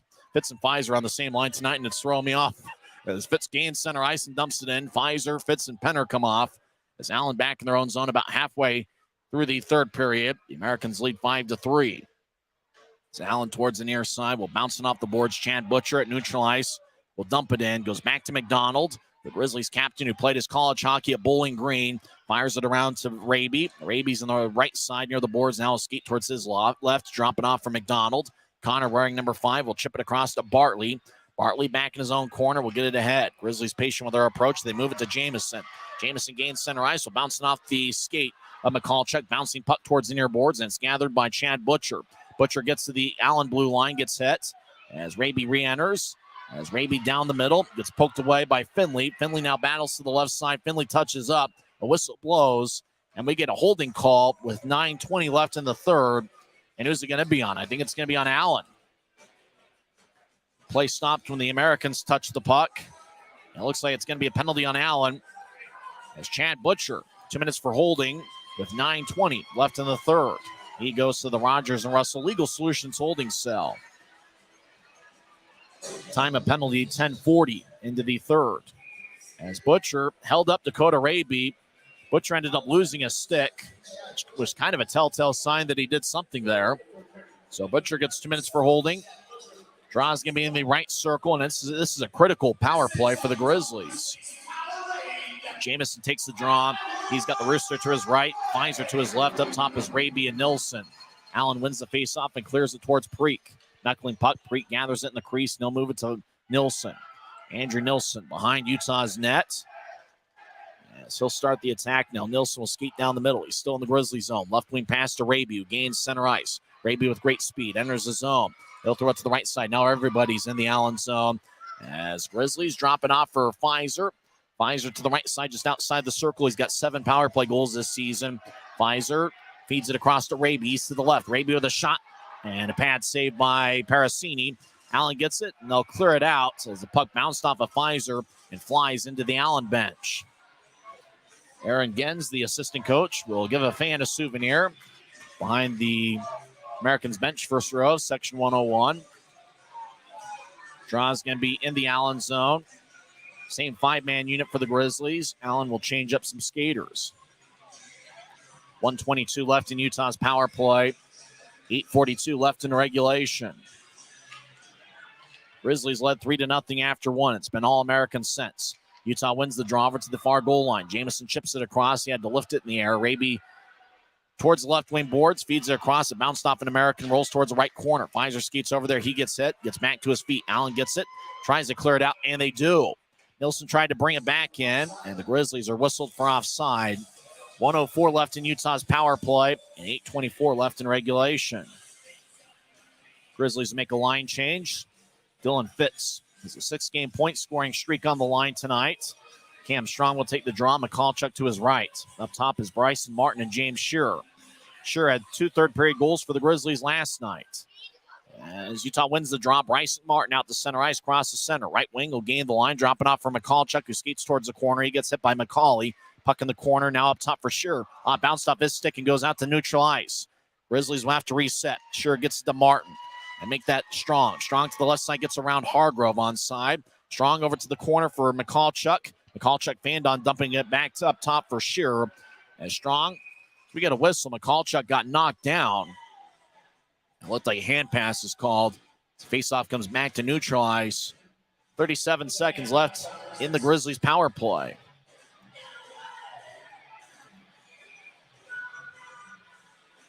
Third and final game of the series. 9th of 12 meetings between these clubs. The Grizzlies will be in Allen for a 3-game series on March 16th, 17th, and 19th. That's going to be a huge 3-game series, just as this one is. Grizzlies win the draw, but it goes back in Utah's zone as Martin skates around Preek's net. He's got good speed. Martin out to neutralize, crosses center, skates down the middle. He'll feed it to the right side, it bounced off the boards. McCallchuck skated in front of it as the pass is behind him. Liam Finley clears it all the way out. Shearer back deep in the Grizzlies zone, gets the puck. 15 seconds left in the man advantage. Shearer skates down the middle slowly. He'll feed it to the right side for Penner. Bounced off his stick and rolls towards Dalton Galley. Will clear it all the way back towards Parikh. Puck glides along the far boards. Parikh pounds his stick to the ice. As Chad Butcher's out of the penalty box. As Allen is back at full strength. As Simeone crosses center ice. He'll skate towards the left wing. Gets around Kolatarsi. Simeone left side shot and it goes over the head of Parasini. Glides along the far boards. Simeone to the high slot will skate back to neutral ice as we're skating 5-on-5 with 7 minutes left in the third period. Bartley across to McDonald. Back to Bartley on the left side. He gets around Brown. Now it gets poked by Skelly. Back to Brown. As he skates towards the right side, McDonald cuts him off. As Brown gets it to Bethune. Back to Bethune from Brown on the right side. Bethune up top for Massacott, who fakes a shot, skates towards his left. Gets it towards the near boards for Hebert. Hebert across to Massacott is now on the left side. Centers it to Bethune. Bethune gathers it, but he gets pushed down by McDonald. Connor towards it. Hebert throws it up top for Massacott. Shot safe. Now around the net's Aiden Brown looking for a wraparound. Preekh is on the ice. Brown was looking for a shooting angle. It looks like Lucas is covered up. Brown thought about getting around Parikh. He maybe also thought about lifting the puck over Parikh, but just couldn't do it. Parikh covers up. 6:27 left in the third. Allen leads 5-3. They play Fight Song every night for the Grizzlies. ECHL Fan of the Year, Jake. Jake's actually behind me right now if you can see him on YouTube. He was the league Fan of the Year. This is his favorite song. Grizzlies win the draw. Nilsson lifts it high into the air. Bounces over Colton Sossaman. Rolls towards Parasini. He lets it go, but no icing. As Sossaman towards the near side moves it ahead to Hargrove. Still in the Allen zone. They'll throw it out to center ice. It bounced off of McCauley. Back in the Allen zone. Mallory across to Sossaman as the Americans play a game of keep away. As Hank Crone dumps it in. As Nilsson chases after it. No icing. As Nilsson will move it to center ice. Pass looking for Pfizer. And it's wide of the mark as it glides all the way to Parasini, who covers up in the crease. 5:59 left in the third. Allen leads 5-3. We're back in 1 minute on the Grizzlies Hockey Network. Check that. I think they called icing or something. False alarm there on the timeout. That was pretty good, though. We're going to go to break, and we're going to play the button for the timeout. And the referee told the people that were doing some ice work during the timeouts, you stay there. We're going to keep playing. 5 minutes, 59 seconds left in the third. And let's see, they're going to work on a stanchion near the door that was getting opened up. The draw is going to be in the Allen zone as Grizzlies scored 3 unanswered in the first period. Simeone, Raby, and McCallchuck, and it's been all Allen Americans since. Second period goals from Jack Combs, Colton Hargrove, Hank Crone, and Chad Butcher, and a third period insurance goal by Mikel Robideau with the assist to Fournier and Grant Hebert. The time of the Robideau goal was 8:51 into the third. So continue to work on the stanchion. In fact, let's come back in 30 seconds as Allen leads 5-3 on the Grizzlies Hockey Network. If you're out driving and something happens to your car, truck, or even wheelchair, and you end up stuck at a rail crossing, it's going to be okay. Don't panic. Here's what you do. Get out if you can and look for this blue sign on the metal pole. Call the number on the blue sign, and when they answer, tell them the crossing number. The number is right here. This tells them the exact location of the crossing. This is the fastest way to get trains stopped before coming through the crossing. Look for the blue. It helps you. Allen leads 5-3. 5 minutes, 59 seconds left in regulation. I'm Tyson Whiting. As looks like they worked on one of the posts, and looks like now we're back to live action. As draw is going to be in the right circle of the Allen zone. Both teams have 38 shots on goal. As we mentioned, the Grizzlies dominated the first period, led 3-0 after one, and it's been all Allen Americans since then. Grizzlies are undefeated when leading after one period. They are 9-0 this season, 4-0 here at Maverick Centers. Allen wins the draw. Chris Mallory will lift it out to center as the puck wobbles towards James Shearers back in the Grizzlies zone. Grizzlies skate from right to left as we see it on Flow Sports. Your mind's eye see it on YouTube. As Pfizer gains center ice, right wing, and dumps into the left corner. As Sosmer will bounce it off of Shearer. Puck flips high into the air. Bounces at the left point of Allen's zone. The Americans throw it out to center. Hank Crone dumps it in casually. Preet plays it behind his net. As he'll drop it off for Nilsson. Andrew Nilsson, big number 44. Former third-round pick of the Toronto Maple Leafs. Throws the left wing pass to Jamison, who steps over the offensive line. Jamison across, bounces off of Chad Butcher, who's been outstanding. Butcher holds up Raby, no call. Allen clears it out to center where it's gloved and dropped by Martin. Bryson Martin skates towards the near boards as Martin surveys with Combs in front of him. As Martin across to Aaron Tho. Will feed it out to center ice. It bounced off the stick of Butcher, who's been so active on both ends of the ice tonight. Mallory dumps it in from center ice. He'll skate off the ice, as does Colton Sosserman. As Martin back deep in his own zone, feeds it across to Tho. So move it ahead to Pfizer, across to Strong. Simeone in the area. Now Strong gathers it left side, skates towards the corner. And Strong back towards Simeone. Simeone gets a screen from Strong. And now you get back to Strong, who battles hard with Gagnon, who's a physical player. Martel to the left side, centers it. Puck bounced off a Gagnon's stick and flies towards the left point, or the right point. Combs clears it out. Tho back in his own end, chases down and gets the puck as he'll skate around the Utah net. Now to the near side for Martin, who moves it out to center ice. Martel left wing will spin it around the boards. Robideau over there to the right side, bounced off a Strong. As Robideau, who's got a big third period insurance goal, throws it out to center ice. As Allen leads 5-3. 4:10 and counting left in the third as Bartley to the left point. Throws to Simeone, who collides with Robideau. Robideau bounces off of Simeone, the second-year pro out of Merrimack. As Robideau, I think, is also in his second year as a pro. Right side, Fitz feeds it to the right corner. Simeone gets knocked down. Fitz on the right side, fanned on a shot. Taken by Dalton Skelly, who will tap it off the far glass. It goes off the glove of Connor McDonald and goes into the Allen bench. Dalton Skelly in the corner is down. He's slow to get up, but he'll get back to his feet. This is a timeout on the ice. Oh, I think Utah's going to get a penalty. As the Grizz can't believe it, but it looks like Jordan Martel is going to the box. 2 minutes for slashing. 3:49 left in the third. Allen leads 5-3. We're back in 1 minute on the Grizzlies Hockey Network. If you're out driving and something happens to your car, truck, or even wheelchair, and you end up stuck at a rail crossing, it's going to be okay. Don't panic. Here's what you do. Get out if you can and look for this blue sign on the metal pole. Call the number on the blue sign, and when they answer, tell them the crossing number. The number is right here. This tells them the exact location of the crossing. This is the fastest way to get trains stopped before coming through the crossing. Look for the blue. It helps you. I live for my next goal.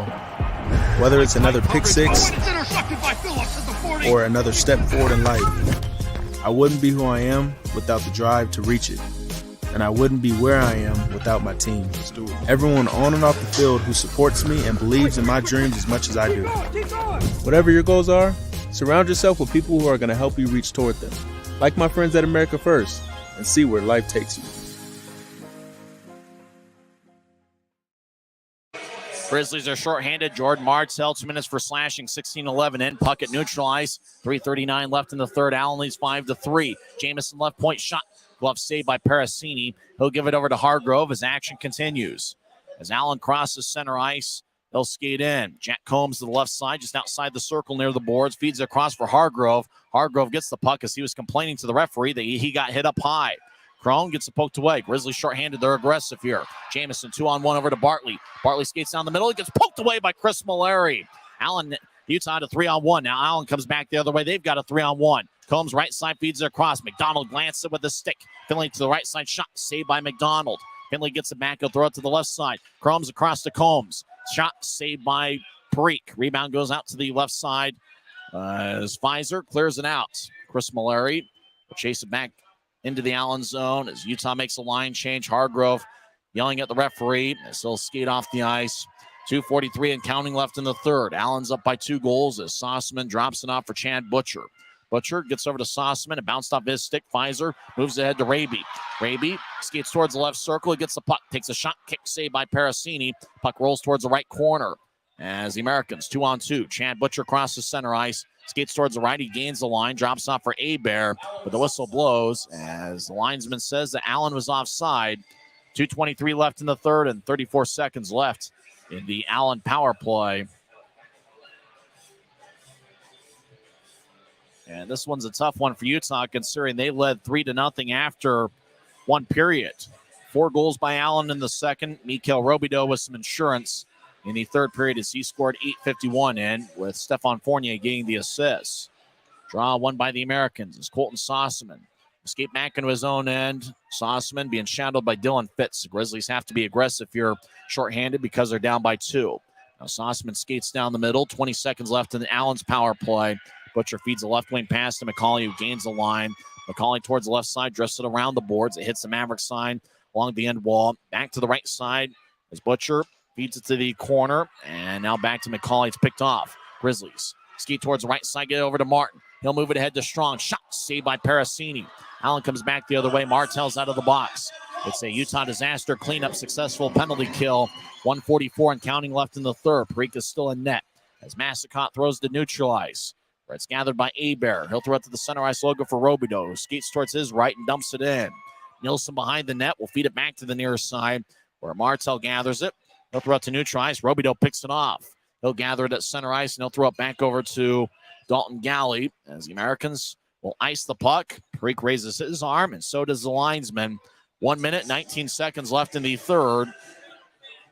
Parikh is going to skate towards the bench, and looks like he's going to come off for the extra attacker. Allen leads 5-3 as Parikh skates towards the bench, and it looks like it's going to be 6-on-5. Utah's net will be empty. Grizzlies have 13 goals in this series. Allen, 3 goals on Wednesday, 8 on Friday, and another 5 here. They've scored 16 goals in this series. Grizz win the draw. Pfizer on the left side, 6-on-5. Pfizer over to Martell, back up top for Pfizer. Left side skates towards his right over to Nilsson. One-timer, and it goes high off the glass. Puck glides along the near boards and goes out to center ice. 1:05 left in regulation. Allen is up 5-3. Pfizer over to Martell. 1 minute left in regulation as Martell will skate to neutralize. Right side near the Grizzlies bench. Time is on Allen's side. Martell bouncing off of Jack Combs. Combs takes the puck away from Martell, skates to the empty net, and he scores. And this baby's in the refrigerator as Martell slams his stick along the far boards. And the Allen Americans are going to win this series 2-1 as the Grizzlies won 5-3 on Wednesday, but Jack Combs gets his second of the game as he looks towards the Grizzlies bench. And unfortunately, this is another tough night for the Grizzlies. As it's the 17th goal by the Allen Americans in this 3-game series. And Allen is going to retake third place in the Mountain Division standings. And for the Grizzlies, just a tough weekend here after winning Wednesday night. Unassisted, Jack Combs gets his second of the game and 30th of the season. Draw at neutral ice As towards the near side, Tho in the area, so is Kolatarsi. Preek is in net. 38 seconds, fans headed for the exits. As the puck goes deep into the Allen zone, as Gagnon gets it, and so throw it back to the far side for Dalton Galley. So throw it past Hargrove. Now Hargrove gets it back, he'll move it to neutral ice. As it gets to Aiden Brown, left side, Brown skates towards the left circle. Stops, feeds a centering pass to Gagnon. He'll take a shot and it hits the side of the net. 19 seconds left, Gagnon feeds to the left circle. Allen gathers it, righty shot, and it hits the post. And squirts out as Martel back to Tho. 10 seconds left. They'll get it back to Martel. And after the Grizzlies led 3-0 after one period, the Allen Americans score 6 unanswered. 4 in the second period, 2 in the third. The horn sounds, and that will do it. The Allen Americans win 6-3 as they win 2 out of the 3 games in this series. The Americans are now over 500 on the season with a record of 26-25-1. The Grizzlies fall to 23-26-1. Grizzlies salute their great fans here at Maverick Center. A really good Saturday night crowd came out here on Grizzlies Fight Cancer Weekend, presented by Mountain Land Supply Company. But for the Utah Grizzlies, after taking a 3-0 lead on goals from Christian Simeone, Dakota Raby, and Vladislav Mikalchuk, they were in cruise control through 20 minutes, but the Allen Americans scored 4 goals in the span of 4 minutes and 34 seconds. Turned a 3-0 Grizzlies lead into a 4-3 Allen lead, and then Mikhail Robidoux added some insurance as he scored on a centering feed from Stephon Fournier, 8:51 in, and then Jack Combs added an empty netter for his second goal of the contest with 50 seconds left. And Grizzlies fans are headed for the exits. I think they had a good time, but they're also stunned about what happened on the scoreboard. Utah scored 3 in the first, and Allen scored 6 unanswered. It's the first time this season that the Grizzlies lost a game when they led after one period. As Utah now 9-1 when leading after one period this season. Chuck of pucks here at Maverick Center. As we'll come back in 1 minute and have the post-game show. Once again, the final from Maverick Center. It's the Allen Americans 6 and the Utah Grizzlies 3. This is Utah Grizzlies hockey, presented by Rio Tinto Kennecott. If you're out driving and something happens to your car, truck, or even wheelchair, and you end up stuck at a rail crossing, it's going to be okay. Don't panic. Here's what you do. Get out if you can and look for this blue sign on the metal pole. Call the number on the blue sign, and when they answer, tell them the crossing number. The number is right here. This tells them the exact location of the crossing. This is the fastest way to get trains stopped before coming through the crossing. Look for the blue. It helps you. I live for my next goal. Whether it's another pick six or another step forward in life, I wouldn't be who I am without the drive to reach it. And I wouldn't be where I am without my team. Everyone on and off the field who supports me and believes in my dreams as much as I do. Whatever your goals are, surround yourself with people who are going to help you reach toward them.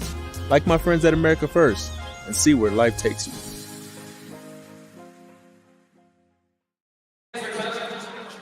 Welcome back to Maverick Center. The final score, Allen 6, Utah 3. Well, as we mentioned before, the Grizzlies had a 3-0 lead after one period. It's the first time this season where the Grizzlies lost a game when leading after one. Christian Simeone is the Optum first goal of the game scorer as he found the back of the net from the right wing, 5:01 in. Martel and Victor Bartley with the assists. Dakota Raby made it 2-0 as he also scored from the right wing, 13:15 in. Martel and McDonald with the assist. Martel had 2 first-period assists. It's a second straight multiple-point game. Grizzlies extended the lead with a power play goal. There was 9 seconds left in the man advantage when Mikalchuk scored from the right wing. It is 5th of the year. Martin and Shearer with the assists. Utah outshot Allen 19-10 in the first period, and the Grizz led 3-0 after one. Neither team scored in the first 9 minutes of the second period. Then exactly 9 minutes into the frame, Jack Combs got his first of 2 goals on the game. He scored his 29th of the season. Butcher and Finley with the assists. 10:35 into the second and 15 seconds into a power play. Tyler Prenner got called for tripping. 10:20 in and 10:35 in. Colton Hargrove got his 30th of the year. Hank Crone and Chris Mallory got the assists.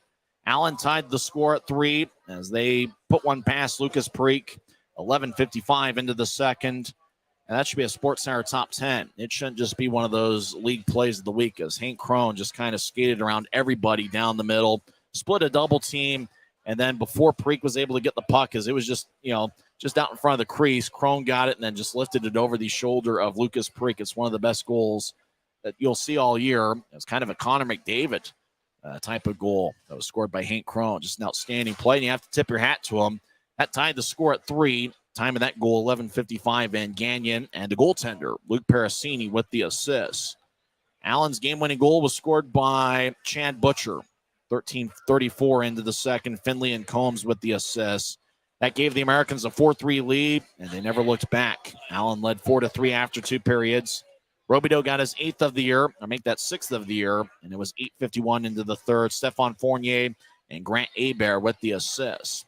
So that made it a 5-3 game. And Jack Combs picked the pocket of Jordan Martell in the final minute of regulation and had an easy empty net goal. And that completed the scoring as Combs got a second of the game. Combs ended the night with 2 goals and 1 assist. He was a +1 and had 4 shots. And you talk about the fabulous 4. I think they call him the For Sure Gang, F-O-U-R, Sure Gang.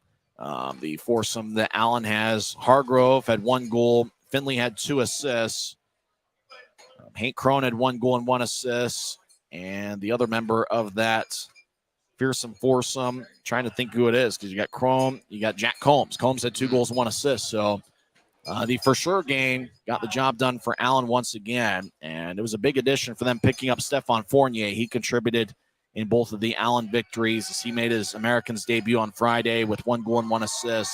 And tonight he had 1 assist and was a +1 and really was strong the last 2 periods of play. Speaking of strong, Cam Strong had 3 shots for the Grizzlies. That was a really lame transition because I didn't really have anything to go there. But as we have Guy Krenza here, as he was hanging out, calling the game, he was recording it and using it for future references.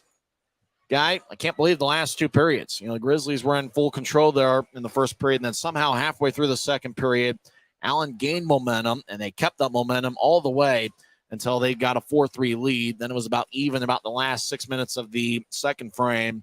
Then for whatever reason, the Grizzlies just couldn't get anything jump-started there in the third. And Allen obviously scored that big insurance goal with Robideau and never looked back. Yeah, Tyson, and I think just the one word to describe this game and the last game is just disappointing. Yeah. It's disappointing because the Grizzlies played really well in the first period of both of those games, and they didn't give a real full 60-minute effort as the last 40 minutes of both those games were dominated by Allen. And I think for the Grizzlies, you're left with more questions than you have answers here after this series. I mean, in the last 6 games against Allen, you've only won 1 of those. And I think that shows that there's probably an issue here with this team. And they've got time to figure out what that is, but they need to figure it out soon. And I think Coach Kanasowicz is going to have a talking to with this group, and he's probably going to have to find out if he wants to make some roster changes ahead of the trade deadline, or if he's content with the way things are and the Grizzlies just need a scheme change, whatever it may be. They got to figure out what it is. Luckily, the Grizzlies do have some days between their next game, which will be on Friday night against the Wichita Thunder. As Grizzlies will have a 2-game road trip against the Thunder this upcoming Friday and Sunday. Both teams will be off next Saturday. Then the Grizzlies return home for a 3-game set against the Kansas City Mavericks. That's going to be a huge series considering where Kansas City is in the standings. And Wichita is one of those teams because they've had some issues as of late. They lost 5-0 to Toledo. They're going to fall back to the pack. So for the Grizzlies, there's still a lot of hockey left to be played. But obviously, when you're taking on an Allen Americans team that, you're battling for 4th place in the standings, the top 4 teams in each division make the playoffs. So obviously, you get them on home ice. You want to take advantage of that. Now, these teams will meet 3 times in Allen later in the regular season. It's going to be March 16th, 17th, and 19th over at Credit Union of Texas Event Center. That's going to be a huge series, but you think about this one also being a big series, and Allen retakes 3rd place with a victory tonight. And so I think it's disappointing because, of the impact in the standings. And really, when you think about it's not just losses, but it's the overall amount of goals. You talk about 3 goals allowed on Wednesday, another 8 on Friday, and 6 here tonight. You're talking about 17 goals in 3 games allowed against, arguably a high-powered offensive team, but it's still a lot of goals to allow here in a 3-game series. Yeah, it's certainly less than ideal to give up that many goals in a series. The Americans are really a high-powered offensive team, and I think not just the Grizzlies, but a lot of other teams have a tough time shutting down this high-octane offense that Allen has. I think there are some positives. The Grizzlies were able to get the power play jump started a little bit here. They were able to score some 5-on-5 goals in this series, which was big. I think these next games between Kansas City and Wichita are going to be very, very huge. And I think that's because I think we're seeing Allen transcend into a better team than a lot of teams think that they were. They had a slow start to the season. They kind of rebuilt their roster on the fly, and now they're a really dangerous team. I think that they're going to be gunning for that second spot in this division.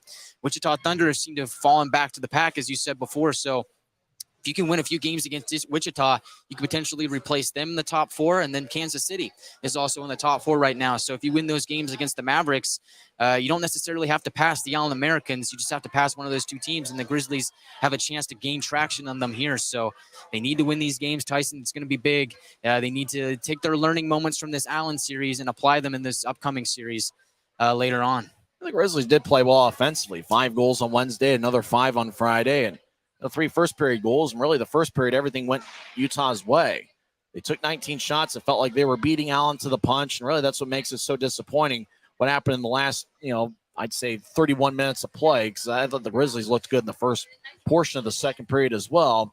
That's what makes it disappointing to see the final result, because the Grizzlies really did play such a really good first half of the game, and that's the disappointing thing is you see a game like Wednesday, you see portions of Friday's game, and you really see what the Grizzlies can be when they play well. As you mentioned, they played pretty well in the first period on Friday. They got off to a good start on Wednesday. It looked like the first periods have been a lot better than they have been recently. But, it's just you got to find a way, as you mentioned, to put together a full 60 minutes. And, the Grizzlies just didn't do that. You got to tip your hat to Allen. They played really well, but, the Grizzlies just going to have to find a way to put together a full 60 minutes. See if they can find a way to get some things done defensively, because offensively, if they play like this against a lot of teams in the league, they're going to have some success. It's just defensively that they got to tighten some things up right here down the stretch. Yeah, and Tyson, I think the thing is I think just bottom line, the defense has to be better. I don't know if that's I think, we do have to give credit to Allen. They're an incredibly talented offensive team, but the Grizzlies defense needs to tighten up a bit, because you can't be giving up 6, 8, 5 goals a game. You just can't be doing that if you want to win games, because Grizzlies scored 5 goals on Wednesday. They scored 5 goals yesterday. They scored 3 here. 5 goals should be enough for you to win the game. It should be. Yeah. And so they weren't able to pick up the win last night. They had 3 goals here. They had a 3-goal lead.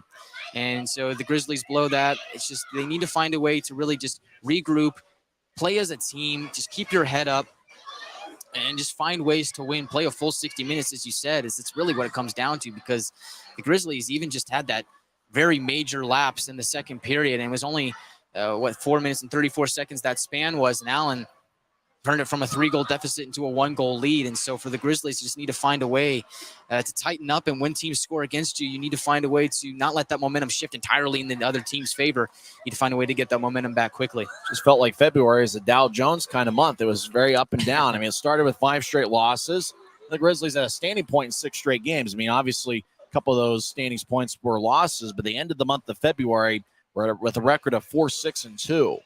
Think about January, they were 8-3-1, and before that in December, they were 3-9. Unfortunately for the Grizzlies all year, it's been that Dow Jones stock market. It's been up and down. Really, for the Grizzlies, if they want to find a way to make the playoffs and they really want to make something of the year, they're going to have to find a way to be a little bit more consistent from game to game and week to week and month to month. That's really just what it comes down to. And I got to imagine here in the month of March, you might start seeing some of those college players, those junior league guys who are finishing up their time and are going to turn pro. Can the Grizzlies find a way to pick up a couple of those guys that can help out either on the blue line or help out with the forward depth? It remains to be seen. I think you have to like what you saw from Cam Strong, Jordan Martell. There's really signs there of the Grizzlies really improving their third line. I really like the way Michalchuk looked physically here this week. I thought he had a good series. And really for the Grizzlies, you just got to tighten some things up defensively, but offensively, you have to really like the way things were working. You have to like some of the puck movement, but for the Grizzlies, it's just kind of frustrating because it seems like it's just this continuing ongoing battle of trying to find a way to just play consistent. And unfortunately for the Grizzlies, that inconsistency kind of continues here as we're through the month of February. Yeah, and Tyson, if the trend continues, March should be a good month for the Grizzlies, right? Yeah. And so maybe that's exactly what they need to be playing their best hockey with the playoffs right around the corner. But I think this team, I don't think this is the roster that we're going to see in a couple of weeks. I think the trade deadline's looming. I think coach is probably looking to improve the roster, of course. So you don't know. I mean, maybe you're right. Maybe it will be a college player signed here or there. Maybe they do end up making a trade. I think that coach is probably going to take a long look at this roster and see how it squares up against Allen, against Wichita, against Kansas City, and see if it's built to take not only teams in the Mountain Division, but handle themselves in the playoffs, because that's really what it's going to come down to down the stretch here.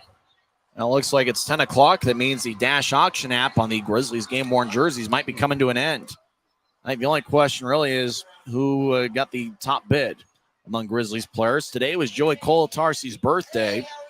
He wears number 4. I know Cole is one of the more popular players of the team. Looks like Corey Thomas, who did not play in the series, $415 as the event is officially closed. Colatarsi went for $410. Connor McDonald, $400. Johnny Walker, $460. Pfizer, Shearer, we each went for $400. Keaton Jamison for $410. Fitz goes for $420. Bryson Martin, $380. Cameron Wright did not play a single game in that Grizzlies game-worn jersey, but his goes for $550. It's not really game worn, is it? No, it's not, but somebody has paid some good money for that jersey. Zach Sekos, $380. He didn't play this weekend. Hopefully Sekos will be back soon. The Iron Man, Tyler Penner, goes for $525. Raby, $460. Kyle Pouncey, $550. That's the tie for the club lead right now with Wright. Simeone, $400. McCallchuck, $410. Cam Strong, $370. The Rooster, Jordan Martell, $460. Aaron Tho, $360. Brandon Cutler, not on the roster right now, $390. Lucas Preek, $550. Garrett Metcalf, $410. And Trent Miner, who's in the AHL. I think that jersey was actually worn by Brent Moran, the backup goaltender. $500 there. Vic Bartley, $450. We got a leader in the clubhouse, Andrew Nilsson, $575. Andrew Nilsson, the winning bid there, and that looks like it leads everybody. Grisby, $450. Oh, it looks like now overtime current bid, $600. This thing's going to overtime, $600 for Andrew Nilsson's jersey. That looks like it's the most on the team. I didn't know these bids could go to overtime. Oh, overtime. That's pretty crazy. Now we got to see if somebody else went to overtime and outbid $600. As we'll quickly check, looks like Andrew Nilsson's the leader in the clubhouse. That's got to be some bragging rights. I always wondered if the guys in the locker room know what their jersey's going for, and whoever has the most or whoever has the least ends up having having some fun. Looks like Andrew Nilsson at $600, the leading tally in terms of the most expensive jersey. And for Andrew Nilsson, after all, he leads the club with 41 points this season. I think he ended up scoreless tonight, but for Nilsson, he's been one of the Grizzlies' best players all year. So Andrew Nilsson going for $600. The bidding is now closed for the Grizzlies game-worn jerseys this week. They wore them Wednesday, Friday, and Saturday. Grizzlies scored 13 goals in those Grizzlies Fight Cancer jerseys. Now, we were talking about the inconsistent play. Do have to mention the Grizzlies have been shorthanded. After all, they're without their leading forward scorer in Cameron Wright. Wright got hit up high on Monday in the final game of the road trip against Orlando. Wright has 18 goals and 20 assists this season. He leads the club by a wide margin in shots on goal. Grizzlies have been without Zach Sekos. And for my money, I think Zach Sekos might be the best all-around player on the team. He's certainly made a strong impression on me. He's been out for the better part of about 2 months. He missed just about all of January and only saw him for a game, maybe 2 in February. So they haven't had Zach Sekos, haven't had Cameron Wright, and they haven't had Johnny Walker either. And Walker's only played a couple games in like the last 2.5 months. The Grizzlies really missed the worm out there. And, Corey Thomas has really turned into one of Utah's best defensive players. You're talking about a guy that's 6'5" and 215 pounds. He's been out since February 4th, when it looked like he ricocheted his knee off the boards as he was trying to deliver a hit on Mikhail Robidoux. So you're talking about missing 4 good players like that. You're hoping those guys can return from injury and can really contribute for the Grizzlies in March, because Utah's got a lot of games, and just about all of them against division opponents. And since they're not playing Idaho in the month of March, a lot of those games are against teams the Grizzlies are directly battling for playoff position against. So this is a big month of March coming up. And for the Grizzlies, they need everybody healthy, and they need to be firing on all cylinders. Yeah, Tyson, it's going to be huge. And obviously, you wish that you had those players out there. I mean, those are impact guys. But I think what it comes down to is you can only do what you can with the hand that you're dealt. And right now, every player that played in this game that's on the active roster right now that can play, they have to step up. They have to be better. I mean, this is one of those games where the Grizzlies probably really needed to win this game and to be staying in the playoff position. I mean, honestly, right now, just being brutally honest, if the Grizzlies continue to play like that, like they did in the second and third period, they're not going to make the playoffs. And so they really need to shape it up a little bit. But I did like what they did in the first period. They just need to find a way to play a full 60 minutes and really adapt to teams changing schemes. I think we saw that over the last couple of games where Allen in the first period would throw out kind of a slower pace scheme, a little bit more of a methodical approach. And in the second and third period, they would come out and play more fast-paced hockey with a lot of puck movement and off-the-puck movement as well. So I think the Grizzlies are a young team. They're still learning. They're still trying to figure it out, but they got to figure it out soon. You called the action for future references tonight. How'd it go? I think it went pretty well. The first period was a little shaky, but I think it got better as the second and third period went on, kind of adapted to the flow of the game. Just learning from one of the best. So just taking it one game at a time, but it was fun. Yeah, it wasn't in the top 5 in the league last year. Hopefully we'll be in the top 5 this season. But, outside of the score, we had some fun, today. We had some fun this week for the Grizzlies. Next week, they'll take on the Wichita Thunder next Friday and Sunday. I think Friday's going to be an evening game. I think Sunday will be late afternoon. I didn't really check the start times. You going to be with us there for the 2 games in Wichita? Yes, sir. And we'll be hanging out in the lobby at Maverick Center. Maybe if there's no events, we might be up here in Section 114. Not sure. Hopefully it's the same type of video feed that we saw in Wichita in years past because they were one of the best in the league from what I saw. Well, that'll about wrap things up. 3 stars of the game. Jack Combs is the number 3 star. He had 2 goals and 1 assist. That second goal was an empty netter. He's the number 3 star. Number 2 star, Hank Crone, 1 goal and 1 assist. He had 6 shots. And I don't know if footage of that goal exists on social media, but it was one of the best goals of the season. Just got around the entire Grizzlies defense, just kind of cut right through them and really made a nice move. He's the number 2 star. Number 1 star, I thought he was outstanding tonight. Chad Butcher, 1 goal, 1 assist. He had 4 shots. He was everywhere, not only offensively, but defensively. It seemed like he was getting a lot of deflections. He was also playing physical. I thought Chad Butcher was outstanding tonight. He's the number 1 star of the game, number 17 for the Allen Americans. Well, now wrap things up. Luke Parasini got his 14th victory in net, stopping 37 of 40. Lucas Preet got the loss for Utah. He stopped 33 of 38 as his record falls to 8-10. For Kiki Crum and Guy Krenza, we hope you enjoyed the broadcast and not necessarily the final outcome. Once again, in 2 hours and 34 minutes and in front of 5,544 here at Maverick Center, the Allen Americans win the series 2-1 as they defeat the Grizzlies 6-3 as Utah scored 3 first-period goals, then Allen scored 6 unanswered. We'll be back on Friday night, 5:50 pregame show. Make that 5:45 pregame show. About 6:05 face-off here in the Mountain Time Zone as the Grizzlies will be at Intrust Bank Arena to take on the Wichita Thunder. I'm Tyson Whiting, and it is what it is.